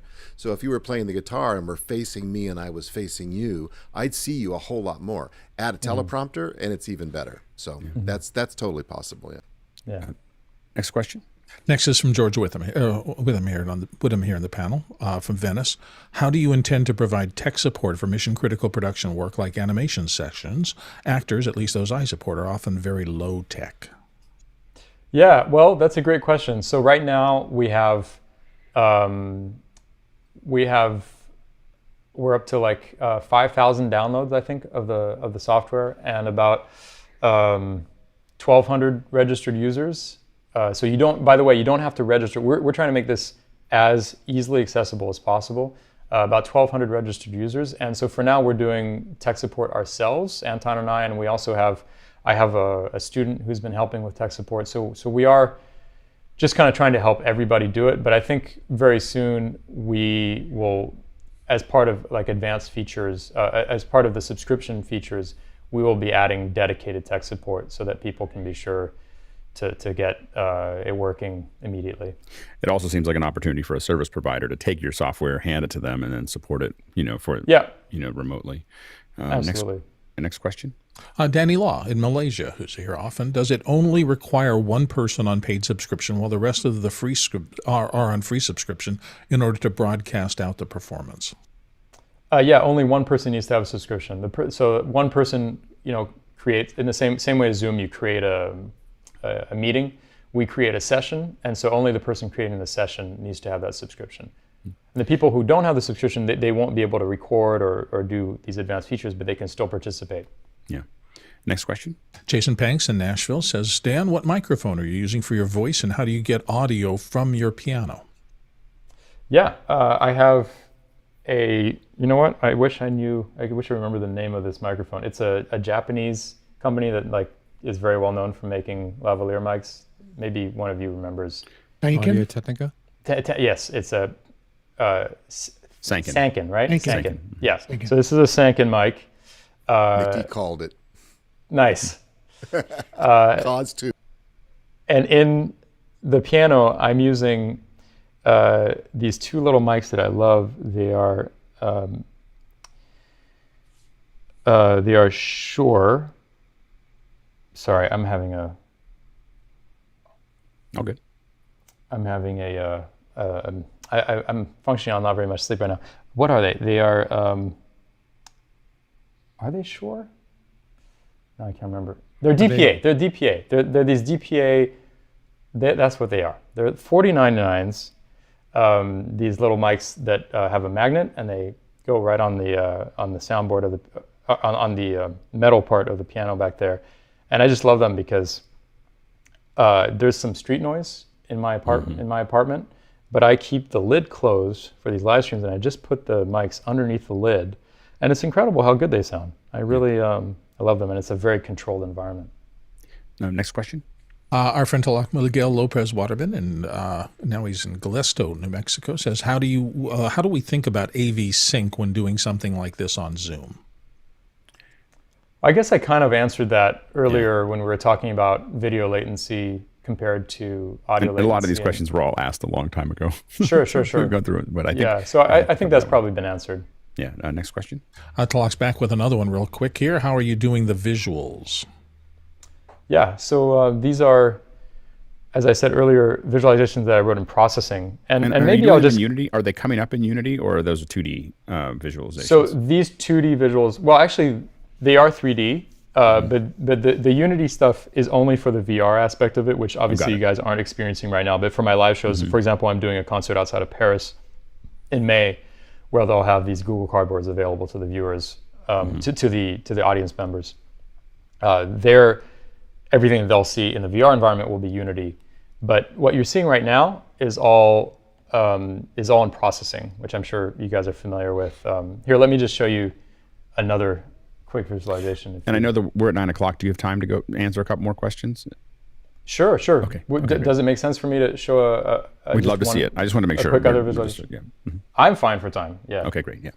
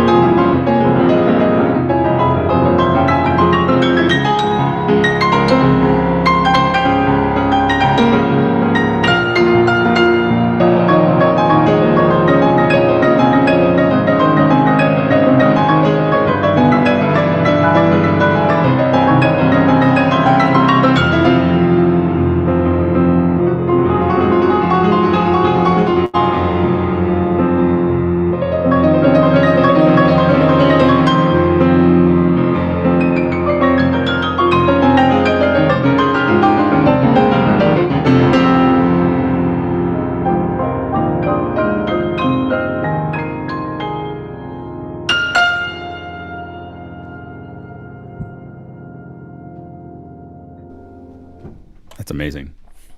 And Thanks. And what software is? And that's your software, but what is the platform that you're writing that on? It's called Processing. It is called Processing. Okay, I'm not familiar. Yeah. with So that sorry, I should have mentioned that earlier. So Processing is a really wonderful development environment. That's it's basically Java. It's like a little skin over Java, or not a skin over Java, but a set of libraries over Java that has been around for a long time. Processing. It's actually in some ways a little bit outdated, but the point of Processing was to make coding easier for visual artists. And so, for example, creating a 3D environment in Processing is just like a couple lines of code, and you now can create like a primitive, like a cube or a sphere, which would be quite a few more lines of code in pure Java. Yeah. Next question. Next one comes from Chris in Wisconsin. He says, the music demonstration was wonderful. Do you get the same emotional connection improvement while in conversation? Right. I mentioned this earlier. I really feel like you do. So my dad lives in Paris, and I lost my mom a couple of years ago, and so we talk pretty much every day. And it's amazing the difference in the quality of our conversations between just like having a phone conversation where there's just a massive amount of latency, and using FarPlay where it just feels like we're in the same room. Plus the audio quality is better. So yes, deeper emotional connection for sure. And I do think there's potential there for therapy too. Yeah. The only thing you should note is to make FarPlay work well, it does work over Wi-Fi, but it's way better over Ethernet. So people should have wired Ethernet connections to use it well. We all know that's the case for almost everything online. Yeah, and even more so for low latency audio. Absolutely. Next question. Next question comes from panelist Jeffrey Powers, and he says, I noticed at first a small push or pull between you and Todd, similar to as you might get your footing when you step on a boat. Is there a lot of start-stop that can happen if you cannot counter the latency of the signals? Yeah, I don't think that had anything to do with the latency of the software. I think that was just us connecting musically. It probably would have been the same in a room. Exactly that. Next question. Junior Grant in New York says, have you worked on projects that combine visuals and vibrations? That's a great question. I have not, but that sounds really exciting. I mean, especially for like, maybe visually impaired audiences, I would love to explore that. I have done a bunch of stuff with Arduino, with, controlling external devices, and a vibration thing would be a really great thing to explore. Next question. David Brady in New York City says, for Todd, how has the distance participation changed since jamming with Stephen Stills over a similar setup back in the late 90s? Oh my goodness! Oh my goodness! So Dave, not to correct you too much, but it was Graham Nash. David and I will tell you what this is, and maybe somebody can look this up really quick. David, shortly after I came to office hours, David threw up a slide for me of me with long hair, and it was a gig that we worked together with that we didn't know that we worked together on. David was working with Viacom, and I believe it was CBS. I forget how it all goes, David, but you're not here to tell me. I'm so sorry. And I played with Graham Nash over ISDN lines. Graham was in LA. I was here in New York, and we played together. We played a song together, and that video is out there. And I've got to dredge it up. I wish I had been smart enough. How has it changed? A lot, like by a whole ton of milliseconds. David is the answer to your question. That did not feel seamless. It really didn't feel seamless. It felt like this, and this does not feel like that at all. Yeah. It really feels synchronous. But then again, how long ago was that? Memories rewrite themselves. I don't know, David. I shouldn't even say. Next question. Comes from Marty Adius here in the panel from Maryland. Your visualizations are fascinating. Have you worked with people in the deaf community about this? So I have not worked directly with people in the deaf community, but there have been a couple audience members who have come to Natural Machines performances who were deaf or hearing impaired. And I just love that it's possible to connect with them at all with this approach. And I would be interested in doing more if anyone has those kinds of connections. Absolutely. Yeah. I think we have one last comment. Oh, dear. Junior Grant in New York says, beautiful and other big tech for office hours global and good news for office hours concerts and birthdays. we sing people. So Dan, we sing people happy. We're not going to sing it to you because this is a horrible thing to do to anybody. Yes. But one of the punishments that you get by having your birthday on, if you're one of the panelists, is that we'll sing happy birthday to you, and we just muscle through the latency. It's just And super out of sync. It's a horrible train wreck, but we love it. Yeah, like train wreck comes to mind. It's a horrible music that we have there, Dan. So it's true. Yeah. Yeah. Dan and I could have played Happy Birthday to anybody who had a birthday today, and it would have been perfectly in sync. Learning to embrace the disaster. Great, kudo. Dan, thank you so much for your time. It's amazing. Thank you for including me. It's really wonderful talking about this with a bunch of people who know so much about it, and great to meet you all. Yeah, I think that we're really excited. I think a bunch of people are going to be downloading this over the next week and a half or so. Great. It's farplay.io. Farplay.io. Yeah, absolutely. And just maybe we'll get you back to when you get the next piece done. We'd love to have you back and maybe show a bunch of people playing together. That would be wonderful. Yeah, I'm super excited for that to happen. So I would love to demo that for you. Yeah, open invitation. We'd love to have you back. Just let us know when. It's just really a pleasure to have you. And thanks to Todd for his beautiful music making and for making the connection. Yeah, it's just amazing. Yeah, thank you, Todd, and thank you, Dan, again. It's my pleasure.